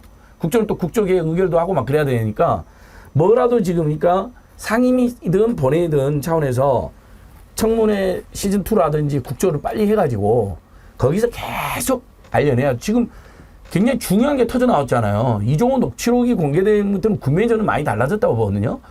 지금 최상병 특검법 찬성률은 더 올라갔더라고요. 최근 여론조사 보니까. 그러니까 국민들도 이제 최상병 사건을 많이 알게 되신 거예요. 또 이제 군대 다 갔다 와봐가지고 또 군대 갔다 온 사람들은 군대 갔다 온 대로 그 고통을 알고 특히 부모님들 아이들 이제 군대 보냈거나 보내려고 하는 부모님도 이 사건 너무 관심 있어가지고 좀 세게 밀어붙여도 된다. 특검뿐만 아니라 국조까지 청문회까지 이렇게 아니, 좀 호소. 저희도 국조를 해야 된다고 봐요. 예, 국조. 예, 국정조사를 더 미루지 말고 이건 뭐 대통령 거부권이 없는 거기 때문에 그렇죠. 국회가 의결하면 할 수 있는 거잖아요. 그래서 그것을 빨리 할수록 좋다 이런 생각이 좀 듭니다. 아까 김철구 총장님이 그 말씀하셨는데 상당히 이제 전당대회 끝나면 좀 균열이 있을 거다. 한동훈 지금 이제 상당히 유력하다라고 나오는데 만약에 한동훈 대표가 된다면 윤석열 대통령과의 관계는 어떻게 될 거냐. 지금 막 이런저런 얘기가 나오지 않습니까? 윤석열이 그때 한동훈이 뭐 김건희 문자 씹었다고 그러니까 이런 XX 어떻게 믿냐 이렇게 경로했다라고 하는데 워낙 욕을 입에 달고 사는 사람이니까 뭐 이렇게 했을 것 같습니다. 근데 제가 최근에 이제 좀 그 현장 취재를 하는 사람을 만나서 좀 물어봤어요. 나는 지금도 솔직히 궁금하다. 윤석열과 한동훈 관계가. 그래도 두 사람 뗄래야 뗄 수 없는 관계인데 정말로 멀어진 거냐 그랬더니 그 사람이 그래요. 확실합니다. 제가 이쪽도 알고 저쪽도 알고 다 취재를 해봤는데 둘이는 완전히 이제 쫑났습니다. 그렇게 얘기를 하더라고요. 그 정도까지 멀어졌나 봐요, 이제. 저도 거의 돌아올 수 없는 다리를 건넌 것처럼. 거의 그런 느낌의 얘기를 많이 들었고요. 지금 제가 보기에는 이제 누가 대표가 되든 같이 화합해서 가기가 쉽지 않는 그런 정도의 형국에 와 있어요. 그렇기 때문에 이른바 그 민심이라고 할 수 있으니까 국민들을 상대로 한 여론조사는 여당이 바뀌기를 원하기 때문에 반윤에 가까운 사람한테 지지를 보내죠. 예. 그런데 당원 80%의 투표, 여기는 대통령 임기에 3년 더 남았다. 대통령에 반대하는 사람이 됐을 경우에는 대통령 자리가 위험하지 않겠냐 이렇게 생각하는 당원도 꽤 많아요. 그래서 이제 결과적으로 어떻게 이제 나올지는 모르겠는데요. 제가 보기에는 누가 되더라도 국민의힘이 굉장히 어려운 지경에 있을 수 있다. 그래서 그것이 이제 또 의원 숫자도 108명이에요. 제가 108번뇌라고 하기도 했는데 그 최상병 특검 재의결이 오면 상당히 그거에 대한 그 번뇌들이 많을 것이다 이런 생각이 들어요. 전당대회가 어떻게 끝날지 모르겠지만 아무튼 좀 변화가 예상되지 않습니까? 장희명 변호사님. 그런데 이제 한동훈 전 비대위원장을 대통령이 가만둘 것인가가 관건인데 네. 이 둘은 이제는 뭐 인간적으로나 정치적으로나 도의적으로나 사적으로나 완전히 건널 수 없는 강은 건넌 것 같고요. 네. 다만 이 둘을 묶어주는 하나의 리스크는 법률 리스크가 있습니다. 법률 공동체로 보이는 부분이 있어요. 법률 공동체. 예, 왜냐하면 한동훈 특검의 자녀 입시비 그것도 좀 수상쩍다고 저 개인적으로 생각합니다. 왜냐하면 대필 작가도 나오고 그걸 사이트에 게재까지 했는데 이 사이트에서 제대로 검증하지 않고 그냥 올리도록 하니까 그거는 뭐 업무방해 혐의 없다 이런 취지거든요. 근데 손준성 검사는 대단히 붙어 있어요. 한동훈 전 당시 검사와 당시 윤석열 검찰총장이에요. 손준성 검사가 대검 수사정보정책관실에서 아무런 지시도 없이 그렇게 움직일다고 생각하기가 상식적으로 너무너무 어렵습니다. 그리고 물증 같은 것도 있고요. 그러면 한동훈 전 비대위원장을 만약에 사법적으로 그 부분을 문제 삼으면 대통령도 턱 밑까지 또 차는 거예요. 그 둘은 이제는 이해관계로 공전하거나 아니면 공멸할 수밖에 없는 그런 관계로 보입니다. 맞습니다. 총선에 밥을 한번 먹자 했는데 한동훈이 거절했잖아요. 이제 그게 다 해설이 돼요. 그 김건희가 계속 문자 보내가지고 사실 사과 의사라고 하지만 사과해갖고 예전에 대선 때 얼마나 내가 피해를 받고 지금도 고통스럽고 그 다음에 너가 나를 괴롭힐 때마다 윤석열 대통령이 지금 격노하고 있다고 반복적으로 이야기하는데 당연히 한동훈 측이 이거 사과 안 하겠다고 읽었다는 거 아닙니까? 윤석열한테 따로 또 확인도 했더니 사과 안 한다 그랬다고 하고 그때부터 사실은 답 안 하면서부터 이놈이 답도 안 해 그러면서 이런 나쁜 놈 하면서 뭐 별 욕을 다 했겠죠. 그러면서 멀어지고 총선 참패 때 불렀는데 거부하고 급기야는 이제 원희룡을 내세워가지고 날마다 공격을 하고 장해찬을 내서 공격을 하고 뭐 김경률을 뭐 금감원장 시키려고 했다 사천을 했다 뭐 난리잖아요. 그다음 마지막에 조선일보 때 문자 전문 공개한 거 보면서 한동훈은 어땠을까요? 사실 저는 한동훈이 피해자라고 생각하지는 않지만 중대 국정농단의 공범이 그걸 다 알고 있었던 사람이라고 생각하죠. 검찰 때부터 심지어. 근데 이거 완전히 나를 죽이려고 하는구나. 그리고 한동훈 태도가 많이 달라졌습니다. 지난 전당대회도 부당하게 개입했다고 직격 어려우더라고요. 그리고 지난 전당대회 때 자기는 법무장관으로 김기현 체제에 적극 공조했던 사람이 부역했던 사람이 이제 와서는 그걸 부당하다고 지적을 해요. 그러면 윤석열, 김건희가 보면 얼마나 놀라겠냐면 지난 전당대 건으로 윤석열 대통령이랑 강승 수석이 여러 단체한테 고발돼 있습니다. 심지어 안철수는 강승 수석을 고발했네. 그게 뭐 강승규만 고발하고 싶었겠습니까? 그 전당대 정당법에 전당대 경선 방해 금지죄가 있어요. 방해죄가 있어요. 이게 보니까 지난 전당대까지 걸고 넘어지는 거 보니까 완전히 지금 갈라섰다고 보는 게 맞을 것 같습니다. 그 문자 공개 보면서 이제 둘 다 근데 참 우리 국민들이 어려운 건 둘 다 나빠가지고 누가 더 나쁜가. 근데 장희매 변호사님께서 아까 법률 공동체 얘기하셨는데 보면 또 그것도 서로의 아킬레스건을 다 갖고 있는 사람들 아닙니까? 그래서 이게 만약에 붙는다면 서로 핵을 쓰는 것과 똑같은 상황이기 때문에 어떻게 될지도 모르겠다. 그런 생각도 들기도 하고요. 예. 1부는 이 정도 하고 2부에서 이걸 좀 다뤄보려고 합니다. 이번에 문자 전쟁이 일어났는데 그 와중에 드러난 부분들이 또 다른 핵폭탄이 될 수도 있다는 얘기가 나옵니다. 댓글팀 운영. 이건 문제가 없는 걸까요? 이런 내용 한번 좀 짚어보도록 하겠습니다. 전하는 말씀 듣고 이어가지요.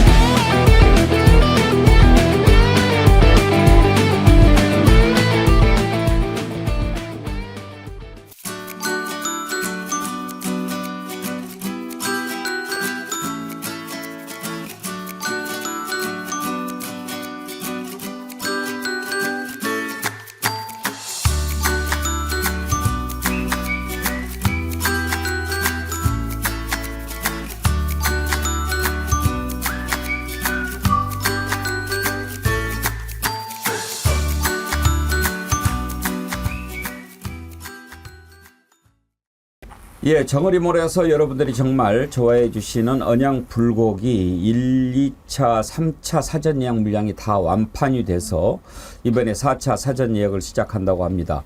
언양 불고기 참 인기가 좋네요. 매번 주문해 주시는 수량이 하루 생산 수량을 넘어가니까 사전 예약 주문을 받는데요. 정어리몰 언양 불고기 판매한 뒤로 누적 판매량이 33,000장을 넘어섰다고 합니다. 품질도 좋고 맛도 좋고 그래서 인정하시는 것 같은데요. 4차 사전 예약 오늘부터 21일 일요일까지 열흘간 주문을 받고 22일 월요일부터 순차 발송된다고 하니까요. 여러분 많이 사랑해 주십시오. 그리고 대극천 복숭아도 지금 주문 폭주라고 하는데요. 이건 이번 주부터 다음 주 초까지만 맛볼 수 있는 시기라고 하니까 언양 불고기 드시고 후식으로 달콤한 대극천 복숭아 같이 곁들이시면 여름 잘 보내실 수 있을 것 같습니다. 여러분 정어리몰 많이 사랑해 주십시오. 그리고 아까 유튜브에 백운기 아이디 쓰시는 분 제가 좀 바꿔주십사 부탁드렸는데 토마토님 백운기 사랑 추천요. 온세미로님 백운기 어때요? 제레미님 천운기. 힘내자님 기운백 이렇게 추천해 주셨는데 넷 중에서 하나 골라서 바꾸시죠. 예, 감사합니다. 이번에 한동훈 김건희 오고 간 문자 과연 이제 씹었는지 어쨌는지 그걸 뭐 일단 뭐 제대로 대본 안 해가지고 그걸 가지고 엄청 화가 많이 난 것 같은데 그 와중에 제가 댓글팀을 활용해서 뭐 그렇게 했다라고 하는데 그건 전혀 사실이 아닙니다라고 한 부분이 나오죠. 그걸 놓고 댓글팀은 있었는데 한동훈을 비방한 게 아니다라는 얘기인지 아니면 아예 댓글팀이 없다는 얘기인지는 모르겠습니다만 지금 뭐 이런저런 얘기를 들어보면 둘 다 댓글팀 같은 거 가지고 장난치지 않았느냐 그런 의심이 많이 듭니다. 천하람 개혁신당 원내대표 얘기 한번 들어볼까요? 이 논란 과정에서 지금 불거진 가지가 댓글팀 그 존재 여부거든요. 네. 대표님 어떻게 파악하고 계세요? 저는 장해찬 전 최고위원의 인터뷰를 보면서 이렇게 진정성이 넘치고 네. 정보값이 최고를 찍고 있는 인터뷰를 제가 본 적이 없습니다. 근데 혹시 그 장해찬 그 전 최고 말고 혹시 대표님도 그 비슷한 어떤 내용을 파악하고 계셨습니까? 근데 저는 사실은 소문 정도로만 많이 들었어요. 어떻게 들으셨는데요? 제가 생각할 때는 이건 그냥 제 추측입니다. 네. 저는 댓글팀이 복수로 있었다고 생각합니다. 복수로? 네. 복수로 하면 지금 그러니까 장해찬 전 최고가 저희 인터뷰에서 밝혔던 이른바 한동훈 여론 대응팀 하나, 네. 또 하나는 그러니까 김건희 여사 문자에서 나왔던 그 댓글팀 그거 말씀하시는 그렇죠. 그건 굳이 따지자면 김건희 여사의 여론 대응팀이었겠죠. 두 개가 다 있었다. 있었다라고 저는 추측합니다. 양쪽에 다 있었을 것이다. 김철근 총장님도 그렇게 생각하세요? 네, 그렇습니다. 예. 근데 그렇게 운영하면 위법은 아닌가요? 그게 드러나면 위법이죠. 그렇죠. 그 드루킹 아닙니까? 예. 당연히 위법이죠. 그러면 지금 근데 그게 안 자기들끼리 들어- 서로 폭탄을 터뜨린 거네요? 뭐 그런 셈이죠. 예. 그러니까 저도 대략은 추측은 됩니다. 예. 정확하지 않기 때문에 뭐 이름까지 얘기할 수는 없습니다만 댓글팀에다가 그 여론 형성팀, 뭐 여론 조작팀 나쁘게 표현하면 뭐 그런 팀들은 있지 않았을까 이런 생각이 들고 이게 상당히 오래전부터 대통령 후보 시절부터 아마 있었을 것이다 이런 생각이 좀 들고요. 그다음에 한동훈 비대위원장은 법무부 장관이 되면서부터 있지 않았을까 이런 생각이. 현직에 있으면서 댓글팀을 운영해요? 그건 사설로 뭐 가능할 수도 있겠죠. 그건 사설로 해도 안 되는 거 아닙니까? 전혀 안 되죠, 당연히. 당연히 안 되는 건데 그 이제 댓글팀이라기보다는 여론 형성, 여론 조성 이런 거겠죠. 그리고 이제 특히 이제 김건희 여사 같은 경우는 팬클럽이 있잖아요. 예. 팬클럽이 굉장히 극성이고 대단히 숫자가 많아요.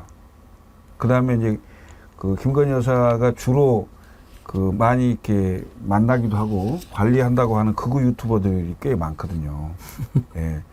저는 이제 전에 드렸습니다만은 그 늦은 시간에 관제에서 사진 찍고 뭐 한 잔씩 하고 뭐 이런 것까지 내가 들었기 때문에 좀 황당할 정도죠. 그 정도로 그 근접해서 정보도 소통을 하고 또 얘기도 하고 또 그게 실제 유튜브로 나갔을 때 그걸 또 보기도 하고 이런 개념으로 봤을 때 충분히 개연성이 있는 얘기다라고 보여집니다. 예. 댓글팀 존재 어떻게 생각하세요? 일단 실체는 있었던 것 같아요. 이 정도 폭로가 나오고 장해찬 최고도 어쨌든 국민의힘에서 지도부에 있었던 사람이잖아요. 정부에 상당히 가깝게 접근해 있고 아예 그런 실체가 없는 말을 이 국면에 본인이 법률적인 책임을 질 것을 감내하면서까지 했다라고 보여지진 않습니다. 일단 신빙성이 높아 보이고, 다만 이 부분이 형사처벌 가능성과 관련해서는 이게 정말 한동훈 전 장관한테 그리고 김건희 여사한테 고의성, 인식이 있어야 되거든요. 이 사람들한테 시켜서 뭔가 여론의 향배를 좀 바꾸는 행동을 한다라는 인식까지 갖고 있었는지는 약간 장례찬 전 최고위원 이야기를 들으면 좀 한 발 빠져 있긴 하더라고요. 예. 그 텍스트 자체만으로 보면. 그러니까 여지를 좀 남겨둔 거죠. 왜냐하면 원세훈 전 국정원장도 유사한 혐의로 처벌받았어요. 그때는 댓글팀을 국정원장으로서 운영했기 때문에 국정원법 위반, 그리고 선거에 관여하려고 했던, 그 국정원은 그럴 수 있는 지위에 있지 않음에도 불구하고 했기 때문에 공직선거법 위반. 김경수 전 지사 같은 경우에는 이 좋아요를 매크로로 매크로 시연도 받기 때문에 본인에게 그런 인식이 있었다라고 해서 이 네이버 다음 등 포털에 대한 업무 방해. 그래서 이 정도까지 좀 한 단계 더 들어갈 필요는 이건 분명히 있다. 이건 국정조사든 그리고 무슨 수사든 이 정도까지 사실관계가 드러났으면 당연히 들여다봐야 되는 사안인 건 맞는 것 같습니다. 그러니까 저도 굉장히 심각하게 본 게 댓글팀 운영한 것 같아요. 왜냐하면 이게 저희들 추측이 아니라 한동훈 쪽에서 한동훈에 대한 비난이 급증하니까 용산에다가 김건희 여사 측이 항의를 했다는 거 아니에요. 그 문자 보면 듣기로 내 댓글팀이 너를 공격했다라고 생각한다는데 그거 아니야. 너랑 나랑 생사고락을 오래 한 동지자 뭐 어떻게 그럴 수가 있냐고 이런 맥락이잖아요. 그것은 우리가 문제 제기한 게 아니고 한동훈 측에서 용산하고 김건희 여사 측에다가 당신들이 댓글팀 동원해서 지금 우리를 공격하고 있냐라고 항의하거나 어필했기 때문에 김건희가 그거 아니라고 어르고 달래는 문자를 보낸 거거든요. 윤석열이 화내면 어르고 달래고. 왜냐하면 한동훈이 완전히 엇나가면 아까 장미 변호사 말한 것처럼 윤석열, 김건희의 비리를 가장 많이 한 사람이 한동훈입니다. 가담도 같이 했고 또 윤석열, 김건희가 한동훈의 칩을 얼마나 많이 합니까? 그 한동훈 처남 검찰에서 성범죄 저질렀을 때 아무 일 없이 그냥 사표 쓰게 해준 사람들이 다 윤석열 등등이니까 그 뭐 서로 얽혀있는 거거든요. 근데 댓글팀으로 공격했다라고 항의가 들어오니까 아니라고 설명했는데 여기서 저는 두 가지가 재밌더라고요. 일단 양쪽에 다 댓글팀이 있었다라고 폭로가 나온 거니까 이건 굉장히 심각한 것이고요. 왜냐하면 진짜 포탈 댓글의 여론을 조작한 업무방해 실제법 위반 행위가 걸린 거거든요. 그리고 실제법 위반을 떠나가지고 국정을 공정하고 투명하게 해야 될 사람들이 맨날 이렇게 무슨 옛날 안기부식으로 중앙정부식으로 댓글팀을 운영하고 자빠져 있고 얼마나 이거 한심합니까? 창피하고. 그 다음에 용산이 이성을 확실히 잃은 것 같아요. 문자 공개할 때 너무 지금 이성도 잃고 급박했던 것 같아요. 예. 한동훈을 짓밟으려고. 댓글팀이 이 문자는 주고 공개하죠, 원래라면. 그럼 빼고 공개를 해야 되는데 김건희 댓글팀 존재를 스스로 고백해버린 거 아닙니까? 자백해버린 거 아닙니까? 그러니까 어떤 용산 전문가가 그러더라고요. 지금 용산 참모들까지 다 정신을 잃어버렸다고, 이성을 잃어버렸다고. 한동훈이를 죽이려고 다들 완전히 거기에만 지금 올인하고 있다는 거예요. 그래서 문자도 막 공개해버리는 이런 무리수도 있다는 거예요. 댓글팀 그러니까 안으로 지금 무너지고 있는 거 안에서부터 지금 이 정권이. 예. 토마토님이요. 댓글팀 존재는 사실인 것 같아요. 아니라면 진작에 강력 부정했겠지요. 그렇게 하고요. 약속이나 안 듯이 ABCD님, 백사님, 그 고소 잘하는 한동훈이 왜 이번에 장해찬은 고소 안 하네? 이렇게 보내요. 듣고 보니까 그러네요. 정말. 만약에 그 행적이 있으니까. 예. 양쪽이 다 고소를 하고 막 뭐 댓글팀이냐 이렇게 할 텐데 문제는 댓글팀이 정말로 있었고 운영을 했는지 그것은 누구 돈으로 했는지 뭐 이제 나중에 뭐 또 드러나면 뭐 자발적으로 팬들이 했다 뭐 이렇게 얘기를 하겠지만 이것도 조사하면 다 나오지요. 어찌됐든 지금 국민의힘 전당대회 뭐 토론도 하고 연설도 하고 그러는데 국민들이 보기에는 완전히 자폭쇼가 된 것 같습니다. 아주 뭐 저게 무슨 당을 어떻게 하자고 하는 것인가 이런 생각 들지 않습니까? 한 장면 한번 보시죠. 지난 총선 때 김건희 여사가 대국민 사과를 했다면 총선 결과가 달라졌다. 벌써 이렇게 빨리 답을 하시는데요. 모두가 다 달라졌다라고 답을 해주시네요. 달라졌겠죠. 근데 이제 어떻게 달라졌을 거냐 하는 것에 대해서는 좀 의견이 다른 거 아닙니까, 장유미 변호사님? 그렇죠. 이게 OX로 이제 이게 TV조선에서 토론회를 할 때 많이 하는 방식이라고 하더라고요. 그런데 사과했으면 뭐 달라졌을 것이다. 근데 내 책임 아니라는 취지로 한동훈 장관은 O를 했을 거고, 또 눈에 띄는 장면은 대통령과 선을 그어야 된다에 원희룡 후보는 O, 그리고 한동훈 전 위원장은 X. 그러니까 사실상 뭐 정말 본인의 의사대로 OX에 임하고 있지는 않는구나 이런 생각이 들었고, 저는 이걸 전반적으로 좀 봤는데 생각보다 열기가 뜨겁진 않았어요. 왜냐하면 너무 원희룡 후보가 저자세여서 그렇게 상대적으로 느껴졌던 것 같은데, 그럼에도 불구하고 오늘은 원희룡 캠프의 한 대변인이 방송에 나와서 이렇게 얘기하는 걸 보고 좀 놀랐는데, 아니 토론회 내내 한동훈 후보는 핸드폰을 봤다는 거예요. 나머지 후보들은 핸드폰을 안 봤는데. 그래서 경제와 관련해서, 왜냐하면 원희룡 장관이 뭐 정책 승부하겠다면서 뭐 물가에 대한 대책 이야기를 하는데 대답을 잘 못하더라고요. 제가 들었을 때. 오히려 윤상현 의원이 그 부분에 대해서 뭐 소상공인의 가계부채가 뭐 1,100조고 그 이자가 몇 %이기 때문에 대단히 수치적으로 준비해온 답변을 했는데, 한동훈 장관이 잘 못했어요. 뭐 물가, 뭐 안정기금 뭐 이런 부분을 얘기를 하는데 그때도 알겠어요. 계속 컨닝하듯이 핸드폰을 봤다라는 거예요. 왜냐하면 여기 배석을 하고 있어서 바로 앞에서 볼 수 있었다는 겁니다. 그러면서 이렇게까지 물고 뜯는구나 이렇게 또 느껴졌어요. 그 상황이요. 근데 원희룡 후보는 제가 요즘에 좀 보면은 옛날에보다도 더 이렇게 무슨 말을 하는지 잘 모를 정도로 표현이 퇴보했어요. 인상도 많이 바뀌었던데. 예, 인상도 좀 달라졌고. 한동훈이 고의로 총선 패배시켜버렸다잖아요. 아무리 싸워도, 아니 저는 뭐 저 당이 망했으면 좋겠다는 생각 가지고 있는 사람이에요. 우리나라 정치 발전, 사회 발전 전혀 도움 안 되니까 극우 극단주의 정당을 전락해버렸으니까 일배 정당. 아무 그래도 그렇죠. 전 지난 전당대회 때 나경원 씨가 집 밟는 거 보면서 나경원 씨 편을 들어줬습니다. 그래도 당대표 선거 못 나오게 하는 건 불법이잖아요. 우리가 그렇게 문제 많이 했어도 그럴 때는 편 들어줬어요. 아니 저분이 나올 권리는 있는데 왜 집 밟냐. 근데 이번에는 저도 한동훈이 정말 문제 많은 거 맨날 저희가 지적도 하고 비판도 하고 고발도 해온 사람이지만, 아무래도 원희룡 후보님 그래도 한동훈이 고의로 총선 패배시켰다고, 그 북한이 탄핵 청원했다고 한 거하고 똑같은 거 아닙니까? 너무 수준이 떨어지는데 이건 정말. 제가 윤석열하고 지금 한동훈의 완전 대결 구도 비슷하게 가는데, 예. 용산이 좀 어설픈 대응과 접근 때문에 한동훈을 꺾으려고 하는 의지는 알겠는데 안 꺾이는 거거든요, 지금.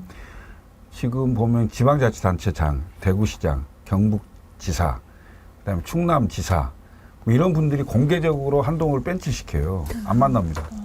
안 만나줘요. 근데 이분들은 어찌됐건 대통령 임기 마지막 해에 보수가 강세 지역에서 공천만 받으면 되잖아요. 예?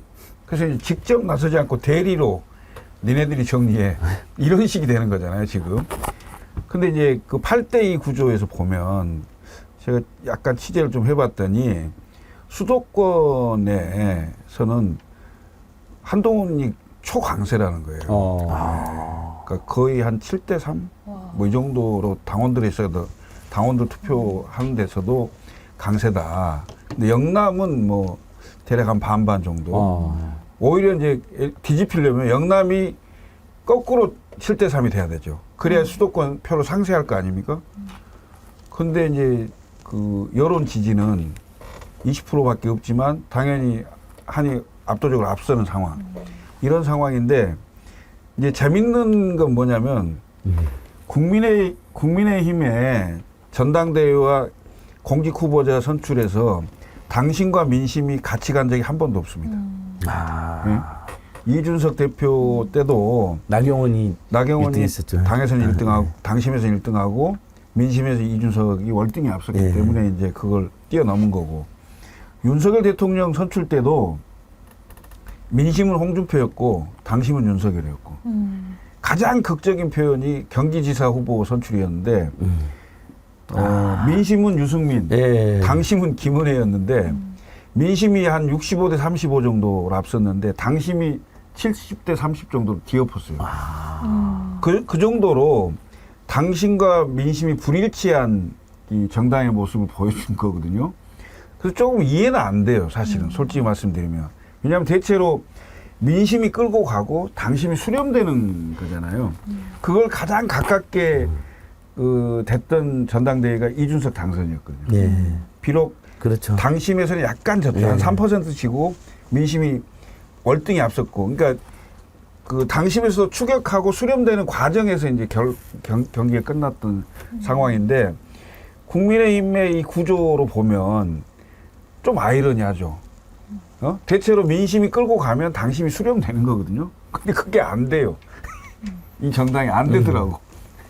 그래서 8대2 룰에 따른 전당대회 결과가 아마 결선을 갈 것이다, 이런 예측은 많이 해요. 결선은. 아무튼 뭐 지금 원희룡 후보 이야기하다가 이제 이렇게 왔는데, 원희룡 후보 관련해서는 부산이대님이 이런 글을 주셨어요. 머리 좋은 공부 잘하는 애들은 나중에 뇌 과부하로 돌아버리는 수도 있습니다. 글쎄요. 아까 안진걸 소장님이 열심히 발언하실 때 소병률님께서 슈퍼챗 25,900원 보내주셨는데, 안 소장님 언양 불고기 드리고 싶네요. 힘내세요. 아유. 언양 불고기 값입니다. 마음 받고 언양 불고기는 저도 주문해서 먹겠습니다. 우리 저희가 드려야 되겠네요. TV에 뭐라도 기여해야 됩니다. 예. 국민의힘 전당대회 사실 누가 되더라도 우리 국민들의 관심은 국민의힘이 이렇게 바뀔 거다라는 그런 기대를 갖는 분은 사실 거의 없어 보입니다. 왜냐하면 지금 나와서 후보들 얘기하는 것이 그런 것을 제시하는 후보도 없으니까요. 다만 어떤 후보가 됐을 때 윤석열과의 관계가 어떻게 될까, 이런 것이 가장 큰 관심사는 되는 것 같아요. 그랬을 때 지금 원희룡 후보는 용산에서 보낸 후보일 거라고들 생각하지 않습니까? 그러면 그나마 원희룡 후보가 대표가 되면 지금 윤석열 쪽과 이렇게 어느 정도 좀 연장은 할 수 있을 것 같은데, 한동훈이 된다면은 이건 어떻게 될까 좀 생각해 볼 부분이기도 합니다. 더군다나 한동훈 후보 최혜병 특검법 발의하겠다는 것을 맨 처음에 들고 나오기도 하지 않았습니까? 그런 점에서 하는 지금 궁금한데, 아까 김철근 총장님 얘기를 들으면서 제가 그래도 계속 궁금한 것은 왜 그러면 수도권에서는 한동훈을 지지하느냐? 그것도 궁금해요. 그러면 국민의힘에 지금 8대2 아닙니까? 그럼 당원들이 윤석열은 아니다, 한동훈이 돼야 좀 변화가 생긴다, 이런 생각을 한다는 거예요? 지금은요. 전 그것도 뭐가 서로 달라서 그런 생각을 할까, 또 그것도 궁금한데요. 왜냐하면 윤석열이 반대편에 서 있잖아요. 반대편에 있는 것 같기도 하고 아닌 것도 같고, 전 지금도 물론 아까 얘기했듯이 확실히 갈라졌다라고는 하지만 둘이 뭐가 다른지는 잘 모르겠어요. 둘이 같죠, 사실은. 그리고 제가 봤을 때 참 답답한 게, 왜냐하면 지금 검사 출신 대통령을 이렇게 겪어봤는데, 예. 또다시 국민이 검사 출신 대통령을 선택하겠어요? 근데 왜 그렇게 찍냐고요? 대안이 없어요, 지금. 그러니까 4명 중에 그래도 윤석열하고 각을 세워서 싸우려고 한 사람은 한동훈밖에 안 보여요. 제가 보기에 똥하고 된장 차이가 아니고 된장이냐 쌈장이냐 차이인데. 명언이시네요.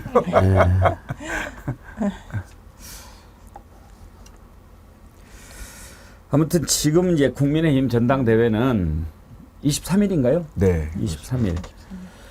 그때 누가 되느냐, 그리고 앞으로 이제 특검으로는 어떻게 되느냐, 재의결은 어떻게 되느냐, 이런 차원에서 우리가 좀 계속 주목을 하려고 합니다. 끝으로 짧게 지금 방통위원장 이진숙 후보자, 어떻게 갈수록 이렇게 더 못 피하니까 뭐 나타나고 그러는지 모르겠어요. 지난해 12월에 이런 발언을 했더라고요. 문화 권력이 좌파 쪽으로 기울인다라고 하면서 영화 같은 걸 쭉 이야기를 하는데, 왜 좀 제대로 생각을 갖고 나라를 위해서 생각하는 이런 사람들을 주요한 자리에 앉히려고 안 하는지 모르겠어요. 지금 이렇게 편싸움만 하고 그럴 때가 아닌데 말이죠. 그리고 그렇게 하지 마라고 하면 좀 안 하는 신용이라도 할 수 없을까요? 이준숙 후보자 한번 얘기 들어보시죠. 문화 권력도 좌파 쪽으로 돼 있죠. 이거 보면은 기가 막힙니다. 좌파 성향의 영화를 만들면 히트치고요. 이렇게 많아요. 그거를 알게 모르게 우리 몸에 DNA에 스며들거든요. 우파 영화는 이렇게 뿐이 뭐 물론 더 있지만 좌파가 몇십 배 더 많습니다. 연예계도 아시죠? 알고. 좌파 우파 영화를 굳이 가르는지 어쩌는지는 잘 모르겠습니다만 장유미 변호사님 네.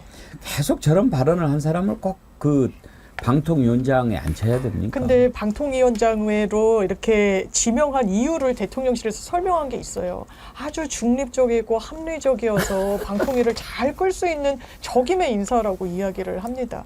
아, 그러면 왜 이 시점에 런홍일 이후에 이진숙 전 사장을 임명했을 것인가? 이분의 과거 전적을 보면 신호가 보이죠. MBC를 민영화하려고 했었고 거기에 좀 선봉을 섰고 그리고 이건 대법원에서까지 인정된 건데 이 개인 사찰 같은 걸 합니다. 왜냐하면 컴퓨터에 뭘 깔아요. 이 신상 정보 같은 게 남는 걸. 그걸 방임했다라고 해서 손해배상 소송에서 패소까지 했습니다. 그렇다면 그 과거 행적이 대통령 입장에서는 아주 합리적으로 이 방송을 이끌 적임자라고 본 거죠. 그렇다면 장악의 의도가 없다고 볼 수 없습니다. 그리고 이 인식은 너무 후져요. 왜냐하면 어떻게 좌파 영화, 우파 영화 하면서 베테랑? 아마 류승환 감독이 뭔가 성향 자체가 좀 진보적이라서 그렇지 이 영화 자체는 어떻게 진보 보수 좌우의 영화라고 평가할 수 있겠습니까? 그리고 뭐 공영방송의 사장은 점잖은 사람이 가선 안 된다. 합리적인 사람이 갈 자리가 아니다. MBC가 문재인 정부 때 파업 한번 하는 거 본 적 있냐? 파업 굉장히 길게 했더라고요. 72일. 문재인 정부 초기예요. 그러니까 이 부분은 철회하는 게 맞다라고 저는 생각합니다만 철회하지 않고 강행하겠죠. 청문회가 정말 관건이 될 것 같습니다. 네. 참 창피할 일입니다. 그러게 말입니다. 뭐 더군다나 지금 그 봤더니 자유민주당이 주최하는 그 행사더라고요. 강연했던 게. 자유민주당? 예. 그런 당도 있나요? 완전 극우정당 아닙니까? 예. 예. 그리고 방송통신위원회가 그 5명의 상임위원을 두도록 하고 그 위원회 조직으로 하는 이유가 그게 독임제 장관 제도가 아니고 그렇죠. 합의제로 운영하라는 이유가 있어요. 그게 정치적 중립성과 독립성으로 그 운영을 해봐라는 취지거든요. 근데 그 취지에 전혀 맞지 않는 정말 편파적이고 이념에 찌들어 있는 이런 사람을 갖다 지명을 해놓고 독립적이고 중립적으로 하겠다, 뭐 합리적인 사람이다. 이게 말입니까, 막걸리입니까, 도대체? 예? 국민들 우롱에도 분수가 있죠. 이건 얘기가 안 됩니다. 이거 내가 보기에는 임명 강행하고요. MBC 또 그 경영진 바꾸려고 하면서 또 탄핵 나올 거예요, 아마. 이거 뭐 불을 보도 뻔한 일이에요. 그러니까 원포인트로 MBC 사장하고 박문진 이사들만 싹 극우파로 바꿔놓고 야당이 탄핵하면 얼른 또 런 진숙이 되려고 한대요. 그러니까 그 짓을 하기 전에 이미 밝혀진 것만으로도 자격이 없으니까 저도 탄핵은 신중해야 되는 입장이면 예외적으로 요 탄핵은 속전속결해도 될 것 같아요. 국민들도 크게 반감이 없으실 것 같아요. 심지어는 보수적인 국민들이 보기에도 반감이 아니 세상에 베테랑 영화는 제가 여러 번 봤는데 이게 그 한진그룹 조씨 일가, 그다음에 하나그룹의 그 김승현 일가, 그다음에 SK그룹의 최태원 일가가 저질렀던 실제했던 범죄를 모티브로 해가지고 그걸 보면 주인공 이름도 뭐 조씨가 막 나오고 남매가 나오고 잘 짜기 꿰갖고 그냥 사회풍자 영화죠. 뭐 좌파 영화도 아니고 뭐 거기에 뭐 무슨 재벌 개혁이나 경제민주화 있는 게 아니고 재벌 오너가의 일부의 일탈을 그냥 풍자한 영화인데 이런 걸 저는 제일 큰 피해자가 나훈아 선생님이에요. 나훈아 선생님 우파로 지 마음대로 해놨더라고.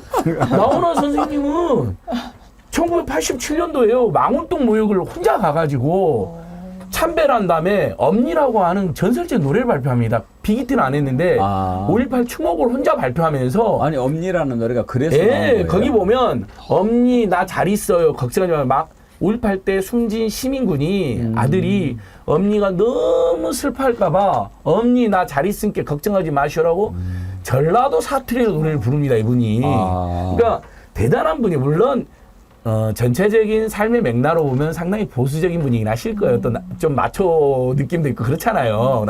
근데 그래도 보면 와, 그 87년 전두환 노태우 군부독재 시절에 이런 노래도 발표하고 광주 시민들을 추모하고 지역주의를 뛰어넘는 분 아닙니까? 근데 이불을 딱 우파해놨네. 미안하지도 않으세요. 위대한 예술가를 지 멋대로 좌파 우파를 해놓고. 아니 그리고 좌파 우파 이런 얘기를 하는 것 자체가 저는 문제가 있다고 맞습니다. 봅니다. 요즘 공직을 시대에. 맡겠다는 사람이 국민을 향해서 얘기를 해야지 좌파 우파 얘기를 해가지고 어떻게 하겠다는 겁니까?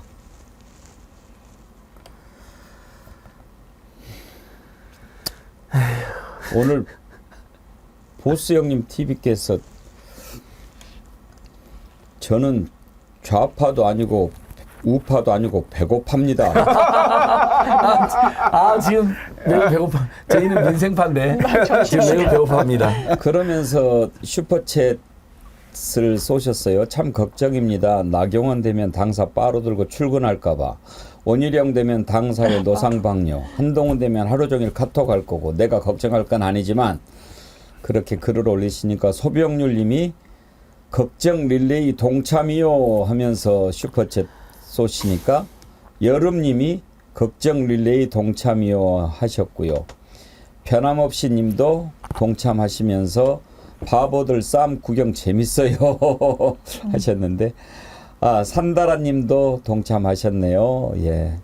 이렇게 함께 또 걱정하면서 슈퍼챗으로 저희들 힘 주신 것 진심으로 감사드립니다. 둘째 턱바지님, 이자영님도 슈퍼챗 동참해 주셨는데 감사드리고요. 최기천님 회원 가입해 주셨는데 진심으로 감사드립니다. 전하는 말씀 듣는 동안 오늘 선크림 받으실 댓글 당첨자 선정하도록 하겠습니다.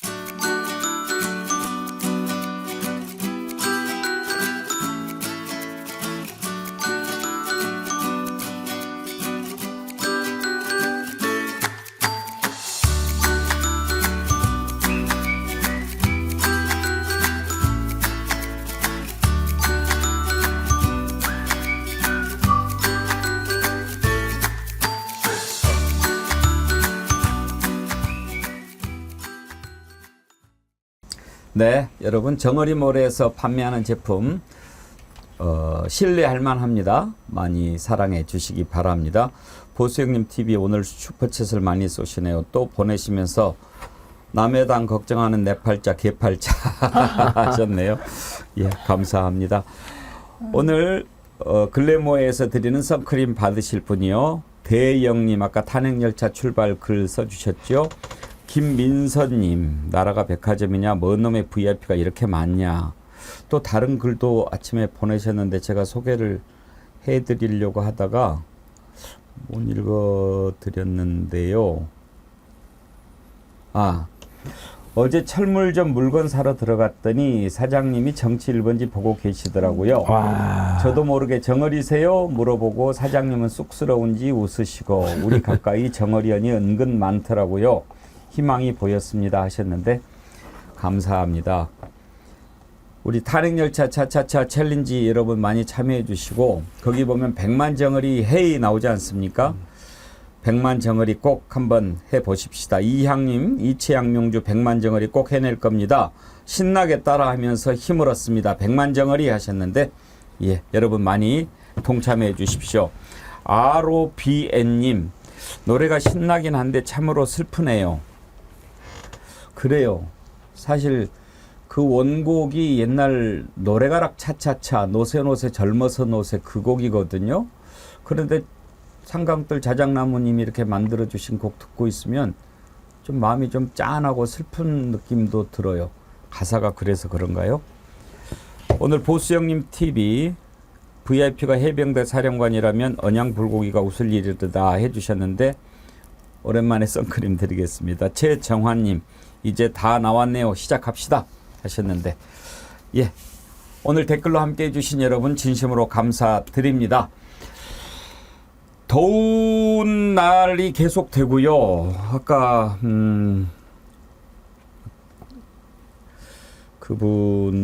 이분은 꼭 좀 소개를 해드리고 싶은데, 취키님이세요. 안녕하세요. 전북 지역에 비가 많이 내려서 침수한 곳이 많습니다. 지금 소강 상태라 다들 집집마다 보수하느라고 분주합니다. 남쪽에 너무 비가 많이 왔죠. 그러시면서 저한테 배국기님, 국민을 대변하려고 방송하는 거 아닙니까? 건의도 좋고 대통령도 좋고 최상병 문제 다루는 것도 좋습니다. 그런데요, 첫 멘트에 비에 관한 소식을 먼저 다뤄야 되지 않을까요? 피해를 입은 곳이 얼마나 많으면 죽은 사람도 있고 피해 입은 사람도 많습니다. 그렇게 지적을 해주셨는데, 예, 주키님 그 말씀 100% 받아드립니다. 유념하겠습니다. 아무튼 비 피해 입으신 분들 힘내시라고 말씀을 드리고요. 우리가 또 도울 일이 있으면 함께 돕는 방법도 찾아보도록 하겠습니다. 오늘 함께해 주신 세 분 패널, 장유미 변호사님, 김철근 총장님, 안진걸 소장님 세 분 감사합니다. 수고하셨습니다. 네, 감사합니다. 네. 내일 오전 11시에 새롭게 더 힘차게 찾아뵙겠습니다. 함께해 주신 여러분 감사합니다. 와우!